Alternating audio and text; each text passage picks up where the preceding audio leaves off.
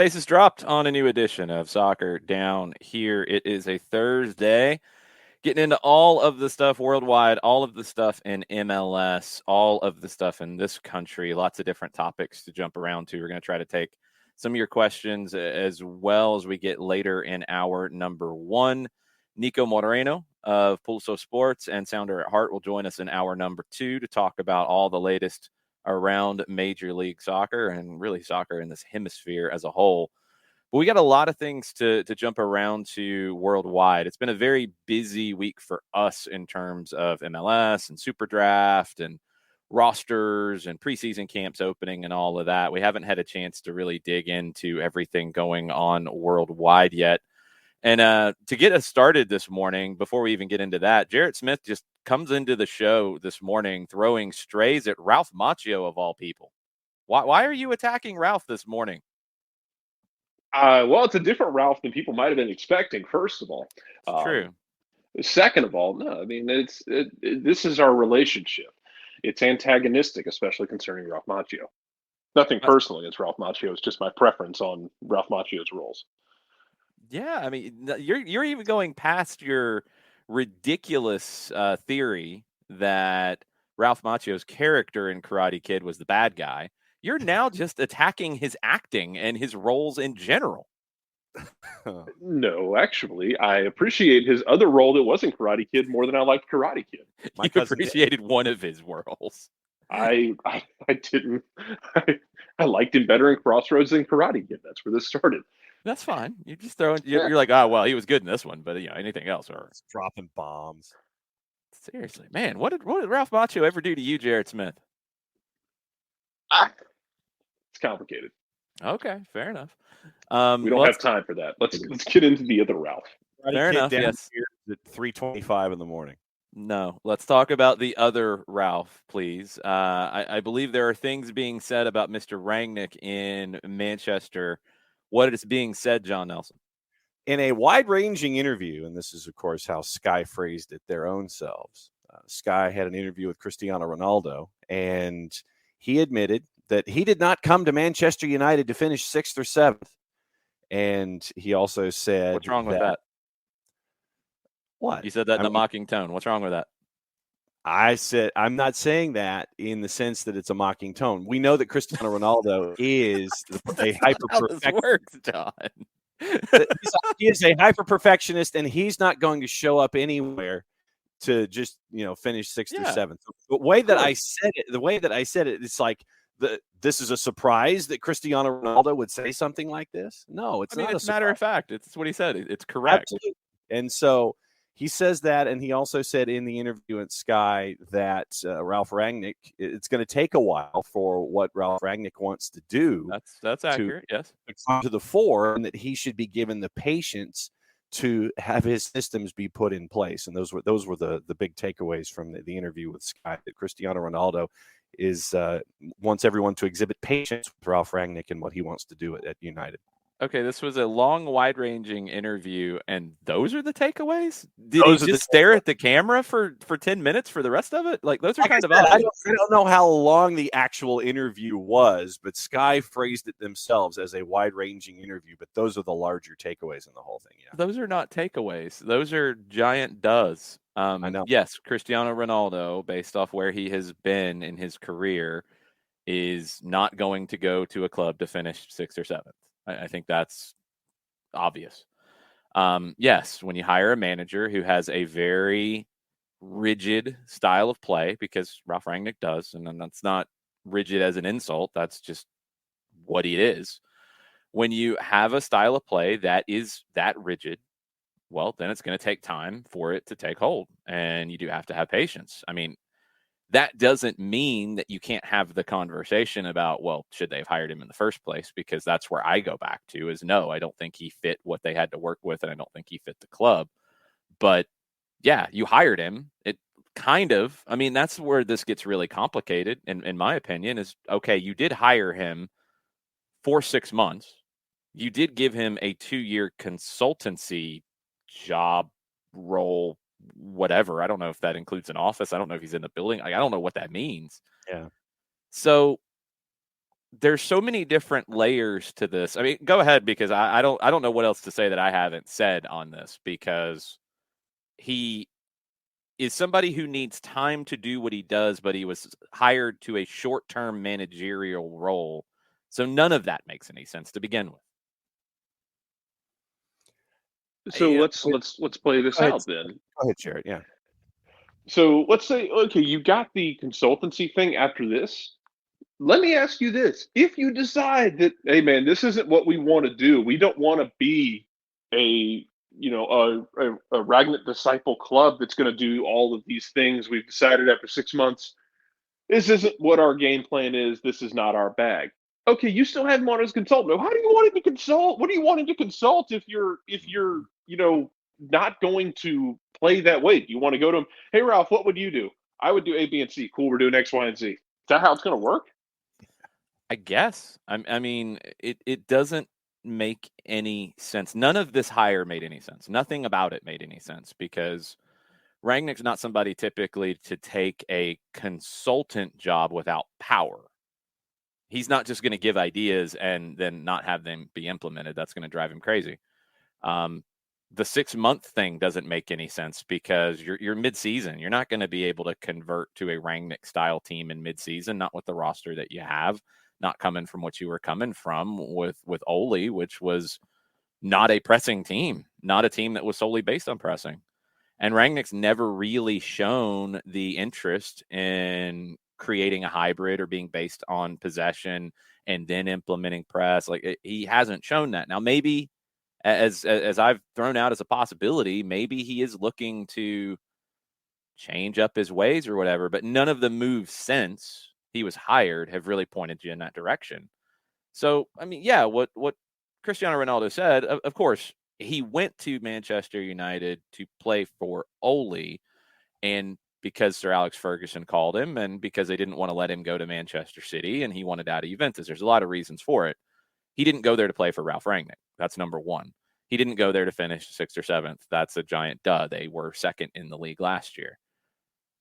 Rangnick is obviously going to need time, but he doesn't have a contract that gives him time.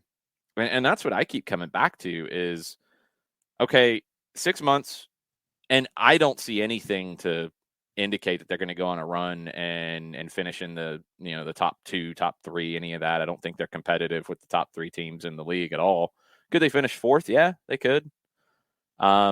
Is that going to be enough for Rangnick to, as he has threatened on basically day one of the job, recommend that they hire him? As a consultant, he's going to recommend that they hire him, the consultant. It's usually not a very good consultant, by the way, when that's the play that the consultant makes. It's not really consulting. That's angling to get a job. Yes. That's very different. That feels like a bad soap opera thing that you would have seen on Empire or something, it's just, it feels very shady. John, this feels like it has some Philip Fulmer energy to it. Yeah, it really does.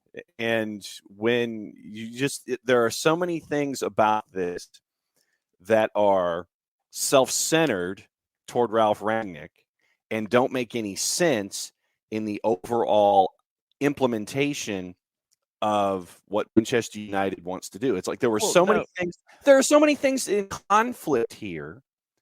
It's like, why do you bring in somebody for only 6 months? Then he gets to consult after the fact. But if his ideas in that 6-month period don't work or didn't make any sense, and the board is like, no, then you still have him on the books for this additional time. And you bring in someone who's 180 degrees from what you're used to doing, and you're trying to take the players that are there right now and have them turn completely 180 degrees to fit this style of Ralph Rangnick.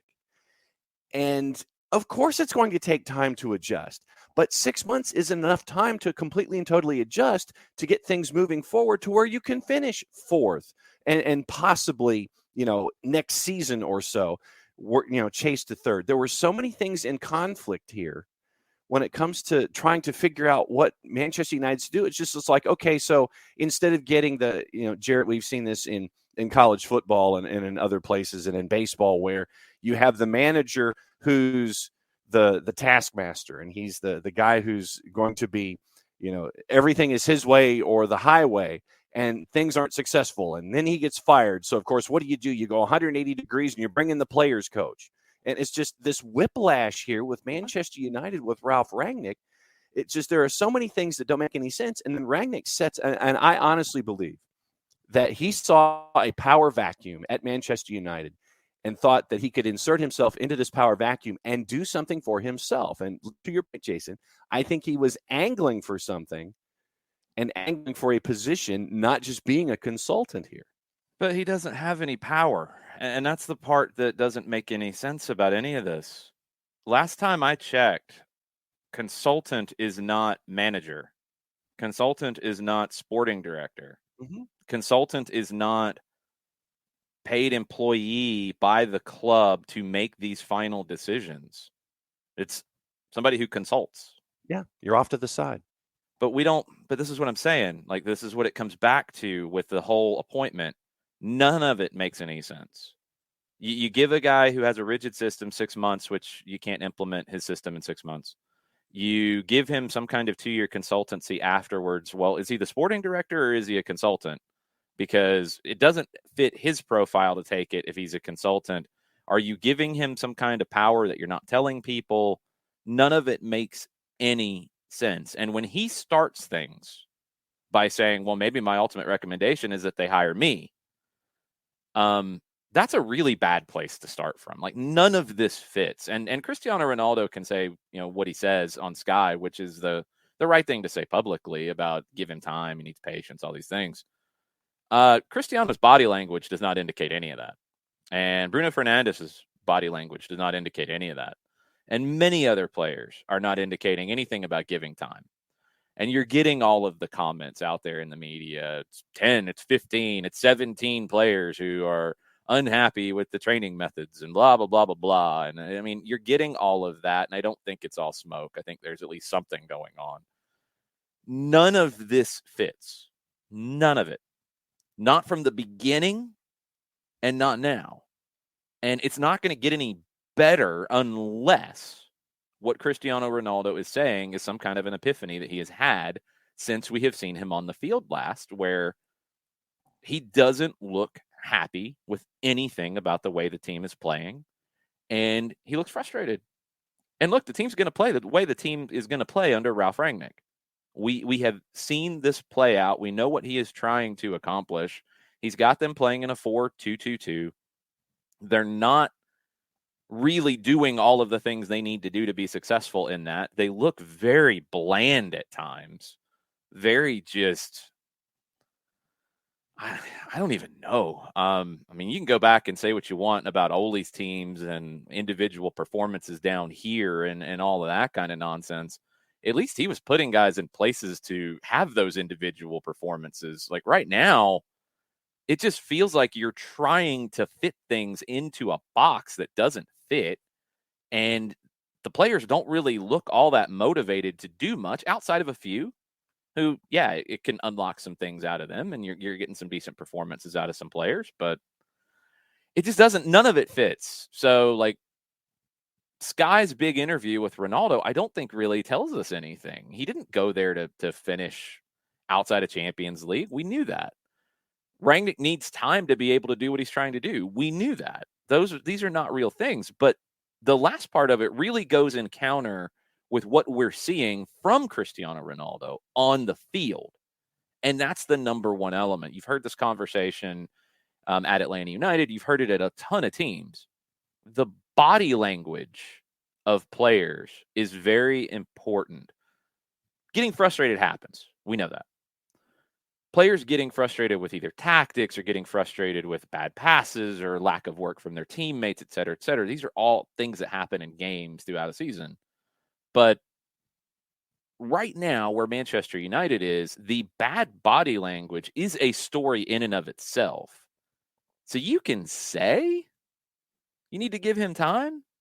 I'm not believing it based off what I'm seeing on the field. And that's the issue. I don't think anything changes with Manchester United the rest of the way.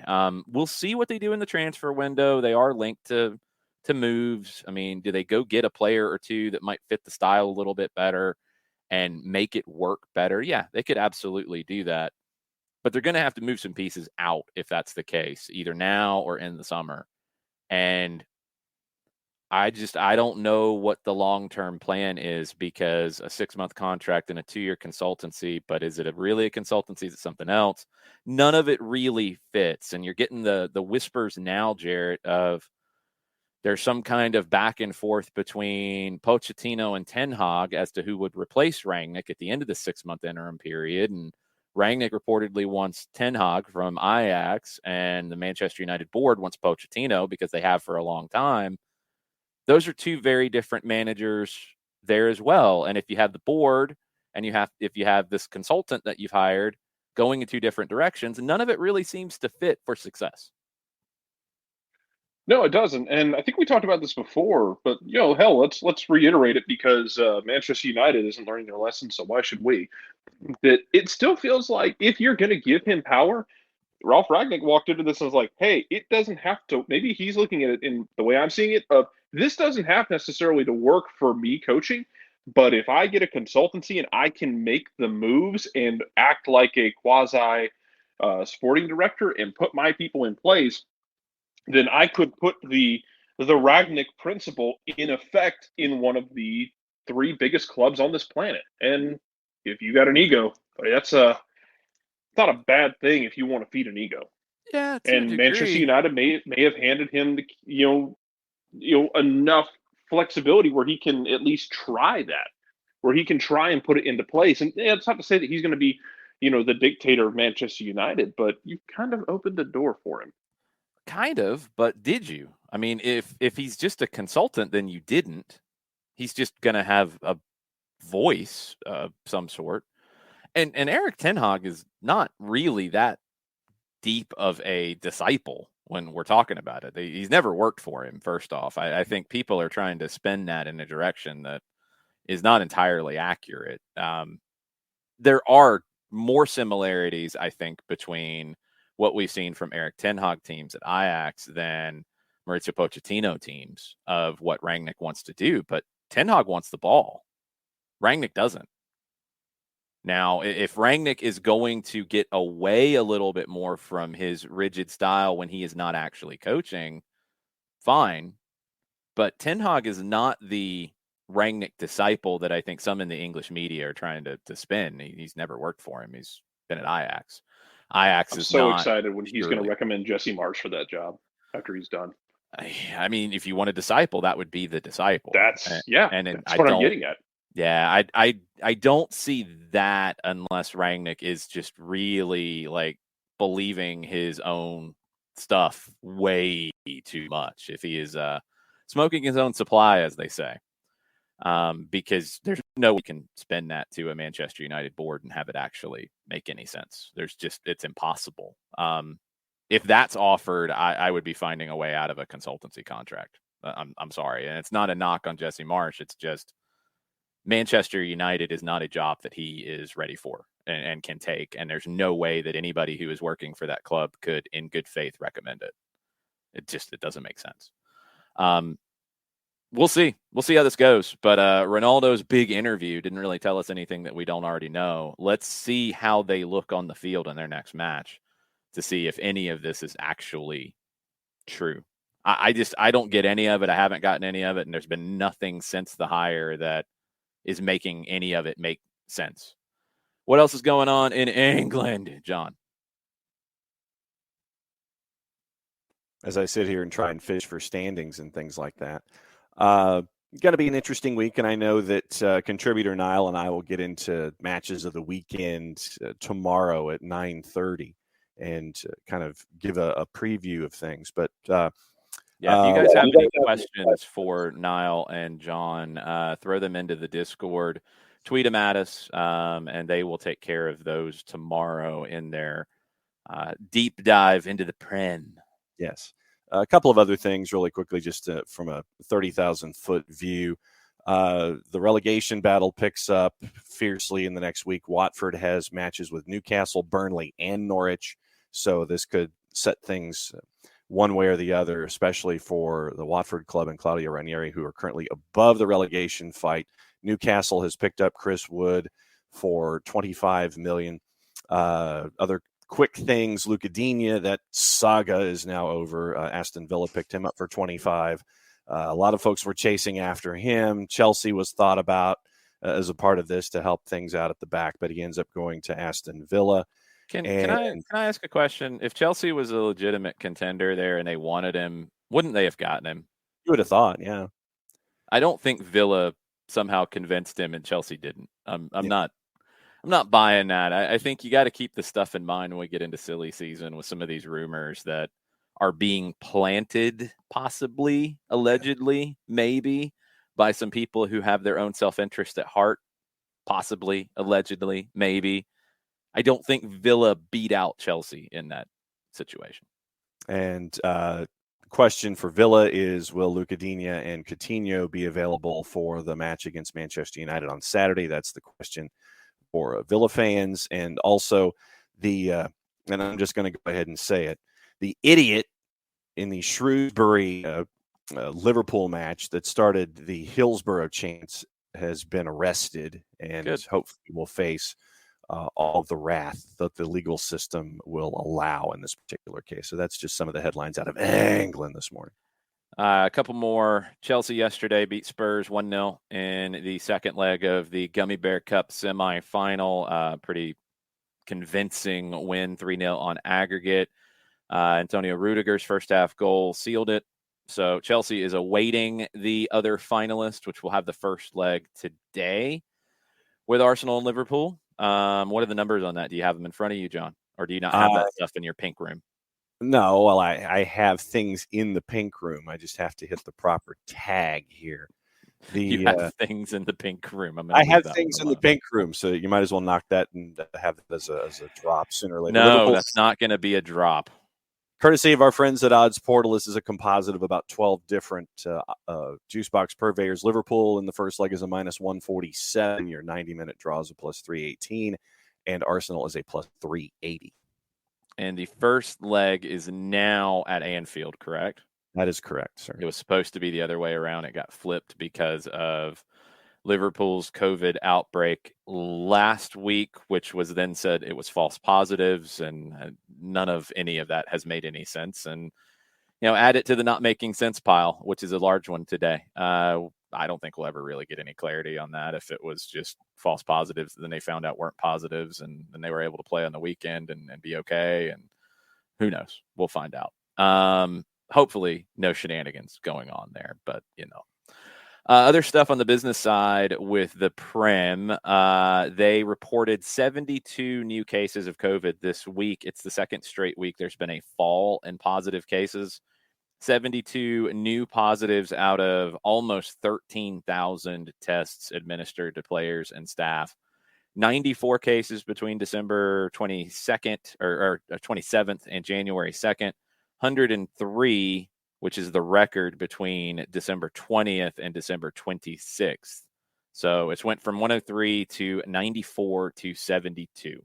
That's where things are falling right now in the Prem on the COVID testing side. And this could affect Inter Milan, who, if you did not see the goal from Alexis Sanchez in the Italian Super Cup yesterday and like the 120th minute plus, Inter won that. Now, the way that this is affecting the Prem and Inter is this. Premier League was awarded $213 million by London's High Court on Tuesday. This is following the collapse of the broadcast deal with China's PP Live Sports International. Remember, this happened during the pandemic. PP Live didn't make payments they were supposed to make. Deal got canceled, I guess, because of clauses in it on the Premier League side. And now PP Live Sports International is going to have to pay. Well, when you go further to learn who PP Live Sports International is, well, it's part of the retail group that Suning owns, which is who owns Inter Milan. They defaulted on payments due in March and June of 2020. This could affect Inter, who has been in kind of perilous situations financially with Suning and their other businesses losing money. Well, now this is another giant loss in their other businesses.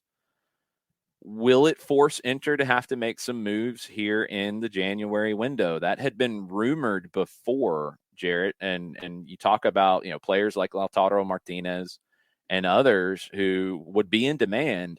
It looked like Inter was going to be able to dodge that, although at one point in the fall, it was looking like a fire sale was imminent because Suning has had some big issues on the retail side in China.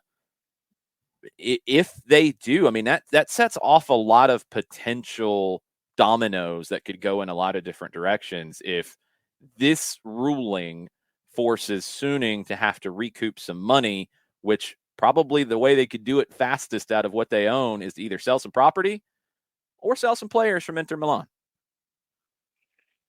Hey, everyone in MLS who's not Toronto, y'all want to pick up the phone? If you got a designated player spot open and you want to spend a little bit of money, you're not going to get Lautaro Martinez, but there are other guys you could get. No, you're not. But just because you can't get the highest rung on the ladder, don't mean you don't try and climb the ladder somewhere else. You don't have to get Lautaro Martinez, but you might want to hey, LAFC, I know you got some spaces open. Y'all want to make some calls? See what we can do? I don't know. What else you got to do? We'll get into LAFC here in a little bit. They've got it's I get Toronto spends an obscene amount on salary. They're going to outspend a lot of teams on salary. Y'all can try. And it doesn't have to just be Inter Milan. It doesn't have to just be these clubs, but keep your eye. And I'm sure they do. I'm sure other clubs do. This isn't a thing where we have to hold their hand and tell them. But keep your eyes on these clubs that have financial trouble, especially ones that are smaller than Milan, that have, that player is pretty solid. He might be making a move in the next few years if he develops. What if we were the ones to benefit directly from that move? Keep your eyes open. Yeah. Alexis Sanchez is one of those kind of players he's 33. His value is just under $4 million, according to Transfermarkt. And hey, this is how Toronto does their deals and their scouting. So we'll do it too. Alexis Sanchez at 33. I mean, you're not going to, pay the world for him, but there are teams that could come in and bring him in as a designated player and would benefit from it. I don't think Edin Dzeko would, but who knows? 4.4 million valuation on him. Matias Vecino, central midfielder, Uruguayan, valued at 5.5. You're probably getting into the level around an Ivan Perisic at 32, Croatian. It's 11 million. I don't know if you're going to bring in that, but Alexis Sanchez would be the one that if I'm an MLS team, I would at least be kicking the tires on. I don't know what his contract length is, but he's one I'd be kicking the tires on. Be interesting. Okay. Other stuff on the board. Let's get into the rumors and things today from worldwide. We'll start worldwide. We'll work our way to MLS. Arsenal and Dusan Vlahovic still linked, but Fiorentina want most of the 75 million euro asking price for Vlahovic up front. Which is not how a lot of teams are doing business these days. They want it now. Well, Arsenal wants a compromise on the payment structure of the deal, according to the Independent. They're having problems financing it because they don't want to pay it up front. So we'll see if they can get that done. That would be a huge get for them. And when you look at guys who have been young forwards who've been productive, everybody goes to Erling Haaland. Vlahovic's not that far off in terms of production level, and he's a whole lot cheaper. When you're talking about not the transfer fee number as much as the salary, when you're talking about Erling Haaland probably being able to command 30 million euro a year in his next contract, wherever he goes, Vlahovic probably be in the 5 million a year kind of range. And his production's going to be in the ballpark. Arsenal needs to find a way to get that done. That's potentially transformative for them. Ousmane Dembele, name keeps coming up. Manchester United are reportedly keen on him, according to the Daily Mirror, which just makes me question Manchester United's competency in making decisions even more, because Ousmane Dembele, good grief, that is not the guy to hitch your wagon to these days. Barcelona yesterday in the Spanish Super Cup, which isn't really a Super Cup because it's 4 teams and 2 of them didn't win anything last year. It is a money grab. It's in Saudi Arabia. It's a ridiculous tournament / Super Cup, whatever. It's dumb. It was a really fun match yesterday with Barcelona and Real Madrid, and I thought Barcelona played really well. I thought Dembele was one of the players who was wanting a bit. And you go back to the weekend, and this is kind of a rule that maybe a lot of people don't know, and Barcelona's up against it for a lot of reasons with their positive COVID tests, with injuries, but also just the way their roster is structured at the moment.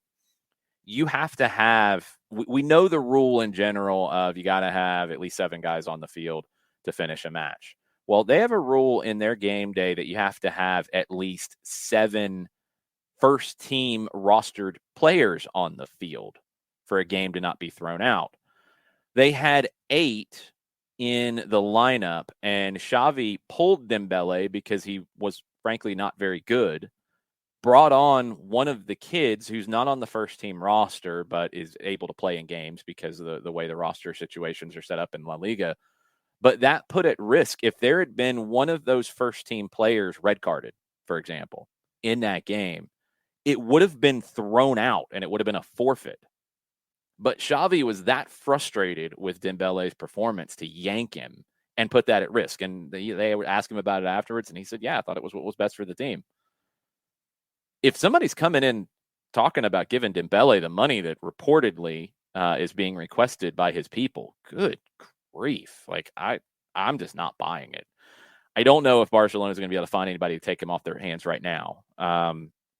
There was a really good thread. I believe it was from the Football Ramble on Twitter. I'll try to get that for you and put it into the Discord later on, about how Barcelona is able to pay for Ferran Torres. And we talked about it in very broad sense of you're paying it over 4 installments. So it's about $13 to $14 million being paid this summer in the first installment. They can kind of make that work because of how they refinance their debt and how they've got credit basically to work with. But then there's the registration side, and it took Samuel Umtiti a renewal of a contract on a player that they were trying to get rid of, but they had to renew him, pay him less per year, and give him more years to be able to make the fit work with the La Liga cap to register Torres. Dembele is one of those guys that they have tried to re-sign to a new deal and pay him less. And his people are wanting more, wanting like Erling Haaland kind of money more. And it's not going to happen. But they can't find anybody to buy his contract either. So they are really looking at a summer where John Ousmane Dembele walks away. They get nothing. But it honestly might be the best thing for them because it clears up that payroll stuff that they have right now and gives him more flexibility going forward. They'd love it if they got a fee for him. They'd love it, I think, honestly, if they could have gotten him for less money and a longer-term contract. But I don't think any of that's happening. I think he's walking on a free. And then I just don't know what the market's going to be for him because he hasn't been good enough. Right. And that to me is part and parcel to all of this. For someone who has, and in the sense of agents and representatives, a very overinflated opinion of Dembele's ability. And you sit there and in the marketplace, of course, your representatives are going to sit there and say, okay, well, my guy is worth X. But if you look at what he's done on the field, he is not worth anything close to X. And I think that when you're looking at Barcelona right now, it just, you get to a point of frustration. And I think that, you'd like to get something for him. I don't know if anyone is going to get you what you would like to get in the marketplace, anything close. And when you just get to the end of the deal, he walks away. And I think that you just get to a point where you're overly frustrated with an individual. And that just might be the best thing right now, because then that way you've separated, you got that stuff off the books, and then you can sit there and work with that money that's there now and go in a direction you want, instead of having to sit there and figure out, okay, well, we've disposed of him this way than all of the machinations involved with that. I think that honestly, it might be the best thing to just sit there and have it walk at the end and not anticipate a whole lot of activity from Dembele between now and the end of the season. I don't think they have that luxury. He's going to have to play because they just don't have enough players. They don't have enough talent. And I think that's what ultimately showed yesterday. I'm really impressed with what Xavi's doing. I'm really impressed with the work he's putting in because I think he's getting performances that are better than the talent he has to work with. And that's not to say that some of this talent can't become world class, but you've got some kids who are probably in over their head a little bit right now, and they're handling it. And that's a credit to Xavi. And look, some of it is down to who Xavi is as a figure because these kids are going to run through walls for him. But he's getting ideas across. They're playing well. They played on absolutely level terms with Real Madrid yesterday. And if you compare team to team, talent to talent, it's not close. Real Madrid has far more talent than Barcelona. It's just not close. But on the field yesterday, and look, it is a Super Cup game. I mean, it's El Clasico, so it's always big, but it's a Super Cup. It's in Saudi Arabia. We can throw all the different caveats we want to on it. Barcelona stood toe-to-toe with Real Madrid, took them to extra time, couldn't get it done. Good performance. I think Xavi maybe kind of talking his guys up a little bit, said that they dominated. They were better in stretches. They absolutely were. They had Madrid on their heels for very long portions of that match. And it's a credit to him. And I think he is kind of talking his guys up in terms of, yeah, we dominated Real Madrid. We can do more. Let's keep going. Go, go, go. Ancelotti took a kind of exception to saying they were dominated, which I'd agree with. I mean, this is the stuff where you're using post-game press conferences to talk to your team more than you're talking to the media. And I think that's what Xavi did here. But yeah, I agree with Ricky Ricardo. Like, they're going to catch teams. They're going to beat some teams that they probably shouldn't beat on talent wise, on paper, because of what he's doing and how they're believing in it. He's got to continue to build that belief. And that's going to be the challenge for him. I thought they showed more than fight, Ricky. I mean, I thought it was a very even game. It was very level, and it shouldn't be on paper. And that's, again, it's a credit to them. But no, I don't think they dominated either. I'm not buying it. Jarrett, I mean, this is something we've talked about with Rangnick going to Manchester United, with Newcastle's, rebuild, resurgence, new life, whatever. And with Xavi going to Barca, out of all of those so far, the most positive one after the big change has been Barcelona. Even with all the issues that they have, they are showing more signs of life than Manchester United or Newcastle have shown with their moves. Yeah, it's like you brought in somebody who understands the culture, understands the system, understands what they want to do, has a clear idea, can relate to the players, and almost like that works sometimes. And not every crazy, situation is identical. Yeah, not every situation is identical, but as much as I have done the sorry for card thing, man, well done, Barcelona. Because yeah, it's not perfect. It's never going to be perfect.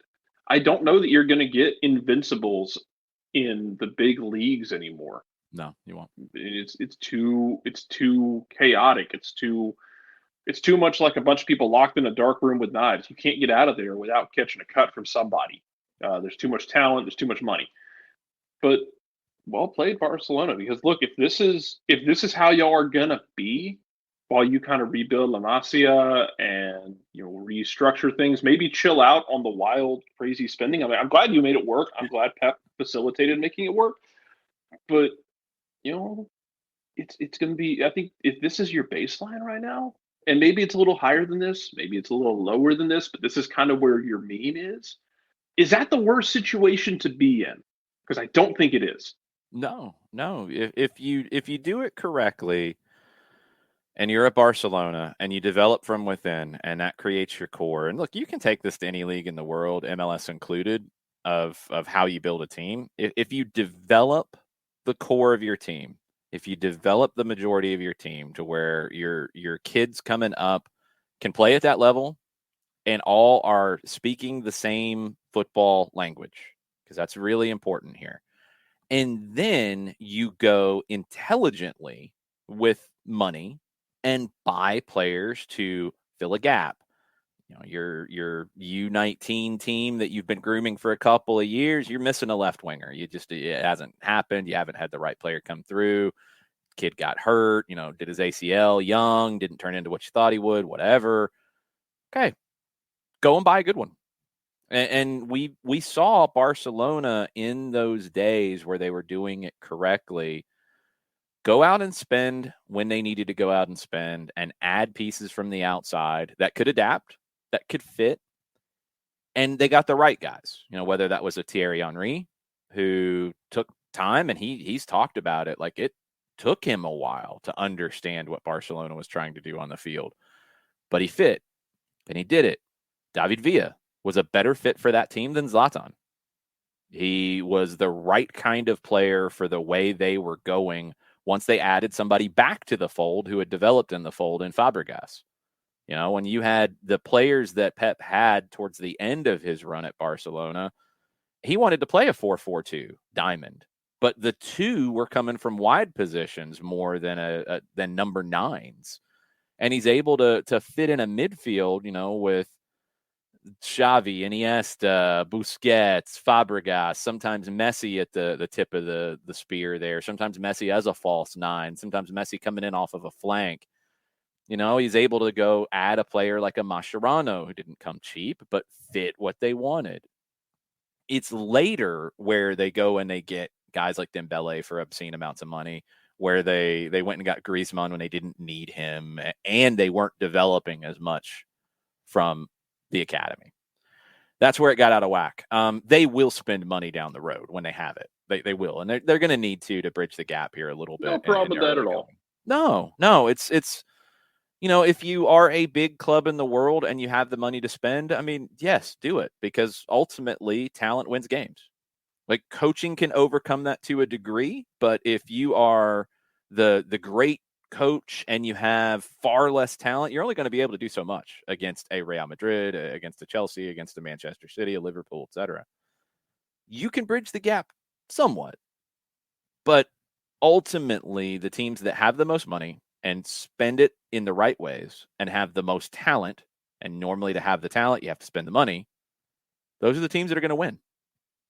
It's just proven. There's no way around that. We can be romantic about it all we want.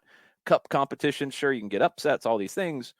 But yes, if you have more resources, you're probably going to have more opportunities to win. It's just that simple. Some other stuff to get into. We're being yelled at by the Ecuadorian contingent who is watching the show that Moises Caicedo has finally been brought back. No, we didn't do it. It was Brighton. Thank God. I was like, I don't want to make them mad. No, we just haven't talked about Moises Caicedo in any detail yet. We mentioned it a little bit yesterday that he's been recalled from his loan at Beerschot in Belgium. He'll be back with Brighton. There are some rumors that Bissouma could be on the move, and that was something that was talked about last summer. And if it had happened, I think Caicedo would have been part of the first team this year. That's ultimately what will open up the spot for him on the field. You were yelling, Modiflow. I could sense it in your typing. It's great for Ecuador's national team. It's a good move for Brighton, and this is one of those deals where, yeah, I think he could have went straight into the team and played well. I think he's at that level. I think some of the mentality about a player coming from Ecuador and maybe not giving enough credit to what he's done went against him.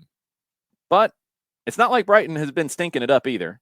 So we do have to give them that. It's not like they have been failing and not giving a guy a chance. They've been punching above their weight. And Graham Potter is becoming one of those guys, Jarrett, that, we've talked about who's the next great English manager. And at times it's kind of hard to find who that could be. Graham Potter might be one of those guys who is bridging that gap between the haves and the have-nots. And his talent and what he's done with that team is starting to show that, hey, Brighton's not going to spend like anybody else, but maybe they can be somewhat competitive because they have a good manager on their hands.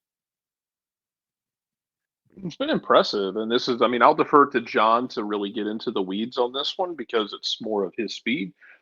But Yeah, I mean, you like you said, you've been looking. We've talked about like who is that next English manager, and we haven't really been able to pin it down because I'm sure I'm sure, and I know we discussed this too. I'm sure there are plenty of really progressive English managers that have some really fun, exciting ideas, and kind of want to buck trends, and even take existing trends and try and tweak them, or just try and execute them in a more efficient manner. Those people exist. We just don't know their names yet necessarily. It's not like they're. It's not like they I'm don't not so exist. Like it's sure. a rare bird.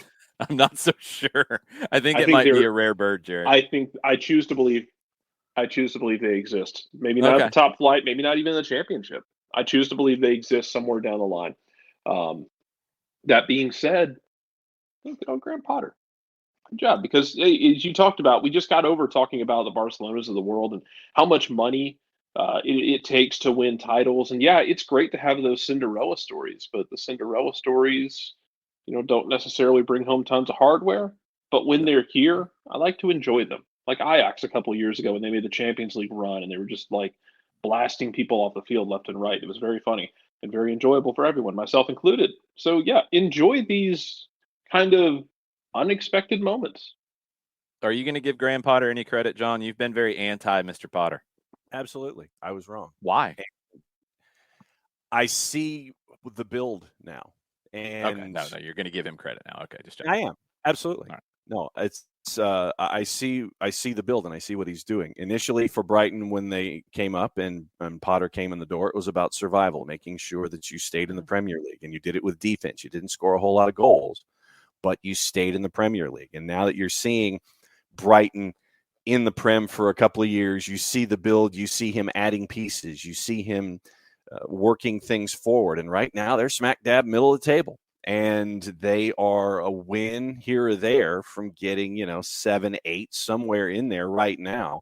And they've got a match with Crystal Palace tomorrow, which could give them, that 3 points that you're looking for, here in the start of the second half of the season to get them in that discussion for 7 and 8, and some things could happen one way or the other where you could end up looking for Conference League, for Europa Conference League by the time that things are done.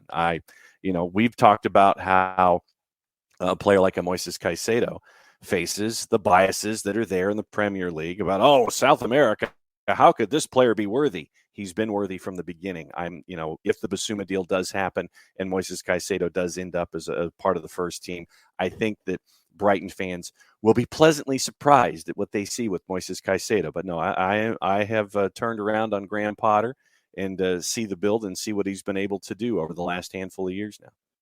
Yeah, I mean, I don't think it's the South America thing so much as he's not Brazilian. I mean, in England, I don't know how up they are in the Brazilian either. It's weird, and it's something that does need to change. I think in this case, ultimately, he's gotten it right. I mean, he got a talented player in Caicedo, and it seems like they got him for a really good deal. They haven't rushed him. I think they could have went to him sooner, but they have a really good player in that position in Basuma. I think they were starting to look ahead, and that was something we talked about going into this season of, if Basuma goes, Caicedo walks in. If he doesn't, then maybe this is what happens. He gets loaned to Belgium. They've taken the long road, and ultimately he's gotten it right because they are in ninth. Now, the flip side of a couple of wins, you're fighting for Conference League. 2 wins from Villa and 2 losses from Brighton, and they jump you. And Villa's in 14th, so it's still on a knife's edge for Brighton, and that's where it will always be because of the level of talent, the level of spend of what they have. Potter's done a really good job of mixing that up. He really has. John keeps disappearing and coming back, and I don't know what's going on with John's connection today. It's not so good from his pink room. Yes. No, I'm doing the same things that I did yesterday, and of course, it's the randomness of difference, and so that's where we are. So who knows? Try a third one tomorrow. Sources, and this is not a done deal, and don't really have the best thing. We'll just go with this. Sources from Michael Singh in Toronto. Michael is the managing editor of Waking the Red on the SB Nation outlet. Toronto have reached a deal that will see Jefferson Soteldo depart the club after just 9 months. No big surprise there. He's been linked with multiple moves to Brazil. In addition, something we talked about this week, Toronto will be acquiring Carlos Salcedo from Tigres, center back. They needed one badly. It'd probably be Salcedo and Chris Mavinga as your two center backs now for Toronto. They still need a lot of defensive depth. And Michael Singh also said, I'll add, don't be surprised if those two moves are related. Now, there had been the rumor from Medio Tiempo about a player being involved in the Salcedo acquisition. We speculated that maybe that's the out for Josie Altidore out of Toronto. But, Jarrett, it might be one of our favorite Venezuelans, Jefferson Soteldo, going to Liga MX at Tigres. That would be very interesting. That would. This surprised me because I thought when Soteldo came to MLS, I was hoping he would stick for a while because I liked him. And I liked what we saw in Toronto at times with him. And Toronto was kind of hard to gauge last year because they were kind of a mess. But I was a fan of what Soteldo was capable of, if we want to call it that. So kind of surprised and disappointed that he's leaving after 1 year in MLS. But if he goes down there, woe be unto you in CONCACAF Champions League who has to deal with him over 180 minutes and he gets a little squirrely on you. Anybody in Liga MX having to deal with him. You get Soteldo feeding some of that talent on Tigres, and even a not quite the same APG Gignac up top. Soteldo will find him. I think there's in my opinion, an incorrect narrative that Soteldo was a flop. I've seen some leading people trying to spin that Soteldo was a failure. I don't think he was. I think he was on a bad team. And I think he's on a team that had a number of issues that were not his fault. One of the best dribblers that you will find. Created 1.6 chances per game, and he didn't have a lot of people to create those chances with. Scored 3 goals, had 6 assists. It didn't work out, and ultimately they were going in a different direction. Toronto is still linked with many other pieces they could be adding in. Salcedo would not be a designated player. Soteldo was. This opens up a spot for that if this is the move that happens, if they are corresponding or if they happen separately, whatever.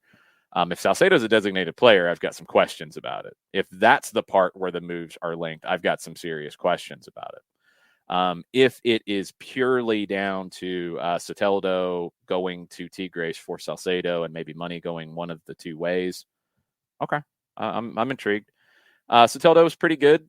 He didn't fit that team, and when you're going to add Insigne and maybe others, yeah, you had to clear somebody, and he was the one to go. But really like him as a player. He's a unique player in that he is so short that he causes problems for teams on the dribble because he's just hard to contain. He does have limitations because of his size. I like Jefferson Soteldo a lot. I like him as a player. And if he's in Liga MX will really benefit from that acquisition. They will. Jarrett, final words from you, or are you going to stick around with us? Oh, no, final words for me. Final words. Final words for me, and good job, I just want to go back and say good job, Barcelona, again. All right, man, play the long game. Please don't play the short game and put yourself screwed into the ground again. That would be lovely to see. Because as much, and we run into this in all sports, as much as I sometimes get aggravated by the Boston sports teams of the world, the Lakers of the world, Bama of the world, Alabama. I don't know if y'all know this. Alabama lost a football game the other night. Jason, I remember that. I do. What? You may have missed this. No, I didn't miss it at all. I'm worried that half the city of Athens blacked out and forgot about it all. No, they didn't black out. They've just been drunk since it ended. That's fine. But no, not recovering. They haven't started recovery. They're still drunk. Yes. As much as those teams are kind of annoying to us, it is fun when you have there is something that they were right about with the Super League. It is fun to have those big teams in there causing chaos and you seeing them succeed and seeing them fail. Barcelona losing 8-2 was hilarious that one time it happened. So good job coming back and being a thing, Barcelona. Also, Chris Mueller is on the ground training with Hibs. So another the American counter invasion of Scotland continues. Well, it's about time. He's been under contract since the first. What took him so Dude, long? I know, right? I was wondering if they just like put him in a cabbage, like a cabbage locker or something. I guess it's weird. Keep him fresh that way. Anyway. But Oh boy, that's my cue. yeah, it is. Bye, Jarrett. Bye. Bye. All right, John, tell us about Toka football and Lemonize. Question for you. Do you have a young soccer player in your family? Have you ever considered private instruction with a professional instructor to take your favorite player's game to the next level? Well, Toka Football has four indoor soccer training centers in the Atlanta area. Their trainers utilize innovative technology and a fun environment to help your favorite player improve their skill and decision-making. Give Toka Football a try, why don't you? SDH is partnering with Toka to offer our listeners an opportunity to check out their revolutionary and fun Toka soccer training method for no cost whatsoever. $0 are involved here. You can book your free session by using the promo code DH. That's your promo code. Go to tokafootball.com/program/Toka-training. tokafootball.com/program/TOCA-training or go to soccerdownhere.net. Click on the Toka Football banner and start your favorite player's game heading to the next level right then and there. SDH is also brought to you by a Lemonize service for odor-free, clean, fresh air. A Lemonize service deodorizes enclosed spaces like houses, apartments, and condos. They've created a customized solution that eliminizes all organic odors, including those like pet cigarettes or food. Realtors and property managers use a Lemonize service to eliminate bad odors to help them sell or rent their homes that much faster. It's a turnkey process, makes it easy to work with realtors and property managers. Kind of the environment, offering a green way to get rid of odors without any kind of toxic residue whatsoever. Different than Febreze or the other masking agents that we have in our homes. It's a proven scientific formula that destroys the odor down to the molecule. Pricing is easy, either by the cubic foot or parts per million, whichever works out for you, whichever is affordable.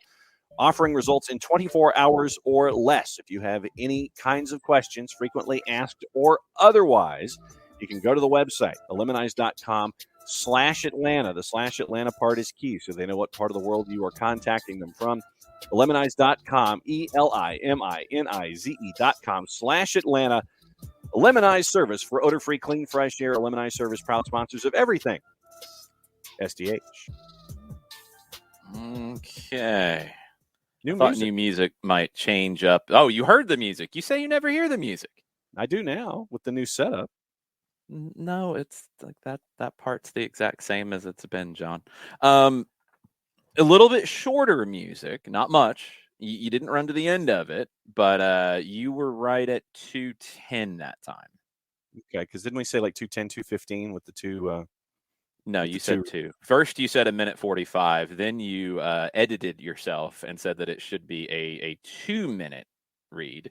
Because that's 45 seconds, and then the other now one. You're trying to say it's a 2:15 read, which I'm starting to wonder what's going on with your either math or your reimagining of the facts, John. 8, 9, 11, 12. You said 13, 2 minutes after 16. you said 1:45. So no, 16 and 6. So a minute 40 with this, plus 45 with the other. So a minute 40 and 45 is what? So now you're changing everything entirely. This is really interesting, John. I'm baffled by your revisionist history going on right now. Revisionist math, and I remember the 45 seconds, and then I remembered a minute 36, and so I rounded up just because you know how I am with reads. So minute 36 and 42 is what I was looking at time-wise verbatim. So minute 36 and 42 is 24, so 2:18. Yeah, 2:18 verbatim. So 37 million homes this television goes into. There's 3 people in each home. That comes to 2,800 million people throughout this country. That's what that all sounded like, John. Amen, Dream. But the dream people. But the dream didn't say that first it was 1:45, then it was 2 minutes, and now when you can't hit the 2 minutes, you're revising it again. I'm baffled anyway. surprised you didn't have Scott Steiner break the math promo for us. Nobody wants to try to break it down that way. That would be too on the nose, I think. Roger Espinoza has been re-signed by Sporting Kansas City. That has just been announced this morning. I think you're going to get more of these free agent kind of signings announced in the next few days because teams are getting ready to go into camp or in camp already. Albert Rusnak is one that we're going to talk to Niko Moreno about. He has announced that he's leaving Real Salt Lake. He has not been announced anywhere yet, but after all kinds of different tweets round and round from people in the know, looks like it's Seattle, looks like he was having a medical. That could be announced today. We will ask Niko about that here in about 25 minutes or so. Yes, John was doing the AFCON math, Ricky. That is true. It would have been shorter if I was doing AFCON math, sir. And then I would have come back in hour number 2 and said that my math was wrong. We have to do it all over again. Well, you came back after weeks of saying that your math was wrong and going one way that it's wrong, and then you have done that for a second time. So, yes, you are doing AFCON math, John. Okay. Austin expected to announce Johan Valencia today, player we talked about a while back. Looks like that deal is going to get done. Defensive midfielder, makes some sense as to why Tomas Pochettino would go to River on loan. So lots of stuff. We'll get into some questions. We didn't get into many end of hour number 1. We'll get into some questions now while we wait for Niko to join us. If you have them, throw them into the Twitch pitch and we will get there. Abby, to kind of clarify what Atlanta United's preseason is going to be, and Carlos was very clear in speaking about this after the Super Draft. Sunday is the first day for people in the building. That is going to be the first day of medicals and COVID testing. They're not expected to get on the field until Tuesday, more than likely.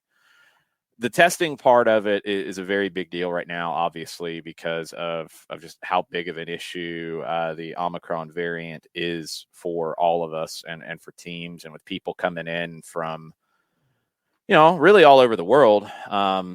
But a lot of guys coming back from South America, guys who've been on vacation, guys who've just been away and haven't been in any kind of a testing protocol.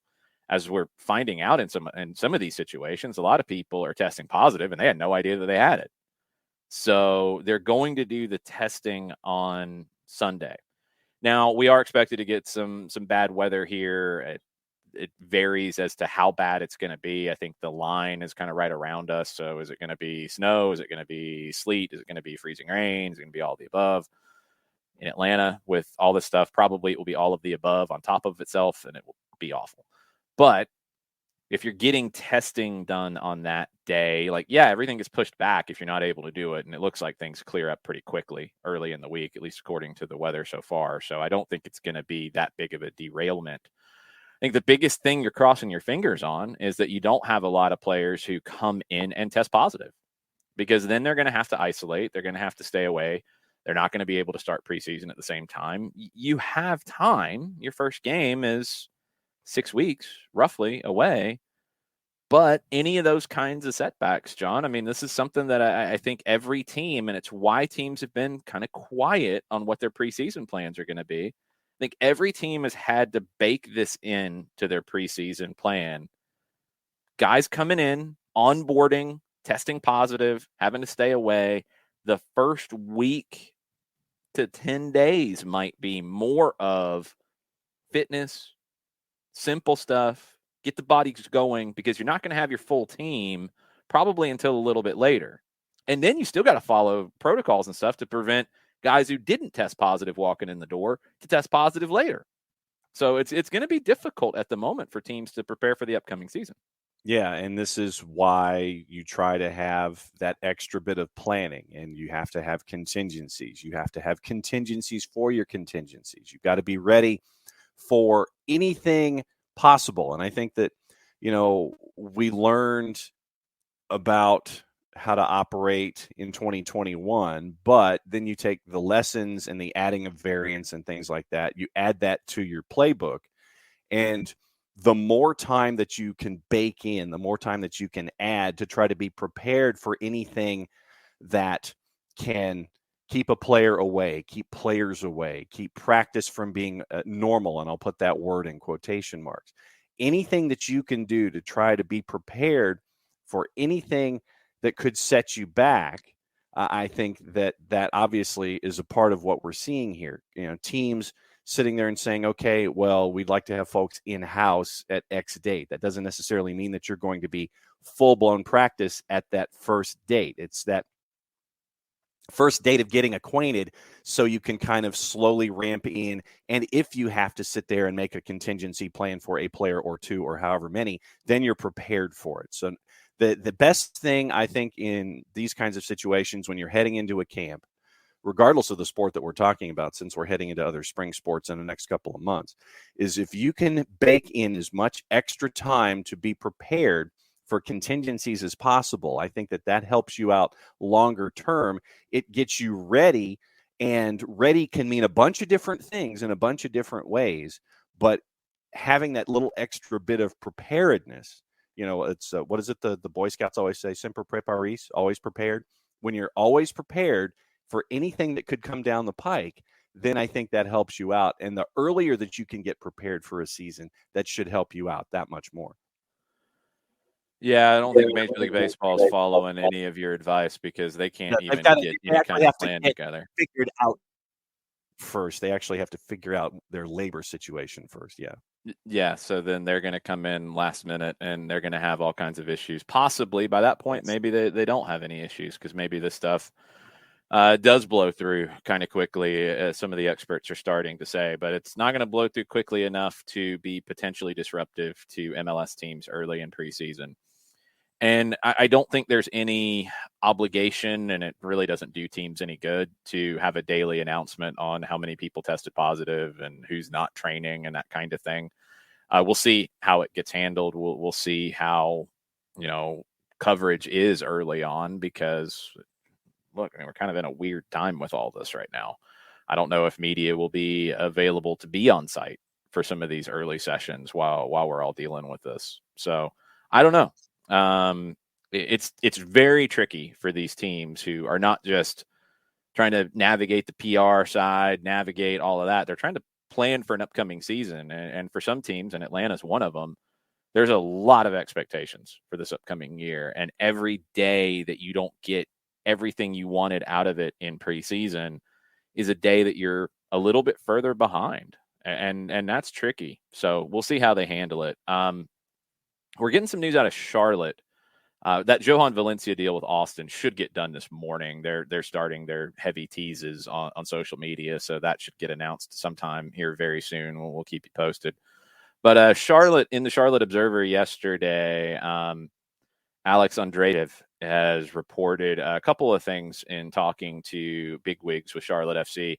They are expecting, they're on pace to break the league record for attendance, expecting more than 74,000 fans at Bank of America Stadium for their home opener against the LA Galaxy on March 5th. They think they're going to get to that point. Nick Kelly, the president of the club, said, we're very confident with the 74,000. They are right now over 20,000 on season tickets sold, which is really good. Really, really good. They are hoping, and this was something that I kind of wondered about, and this goes back to May.